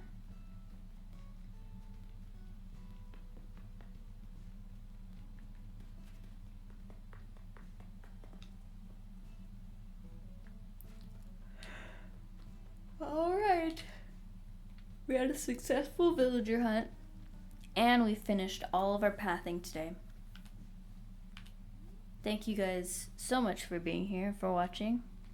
It reminds me of a pattern I'd seen before but can't remember where. It's nice though. It's because I just looked for like Spanish tile. These ones might have, because I know there was some that was Spanish tile and some I found that were considered Moroccan tile. This one might have been Moroccan. I can't remember. No, I think it was the other one. I think it was the bigger tiles. Those were Moroccan. But these were like Spanish tile based because I really like Spanish tile. I anticipate, yeah, I could see it also being pool tile. I anticipate another Animal Crossing stream probably next week or next Friday. Again, same time, same place. We might do another villager hunt. I'll probably stock up on more tickets.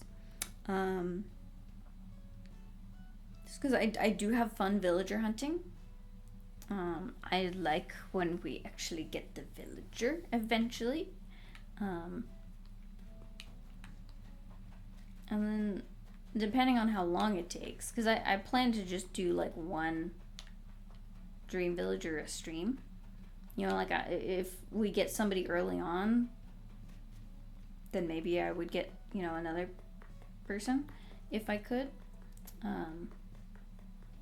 I just don't like leaving a hunt unfinished. You know, I would rather just keep going until I get one instead of like, you know, just like settle on somebody or like get somebody early on and then like try to do a second one and it just never gets finished. I don't like that because then I'm stuck staying on the same day for an entire week again. But yeah, most likely another villager hunt next week. And then if we finish the hunt early, depending on timing, probably do more island renovation stuff. Or maybe we'll actually play the DLC. Because I haven't been doing that. So yeah, have a good night, everybody. Hope you have a good week. I'll see you again on Friday. Take care.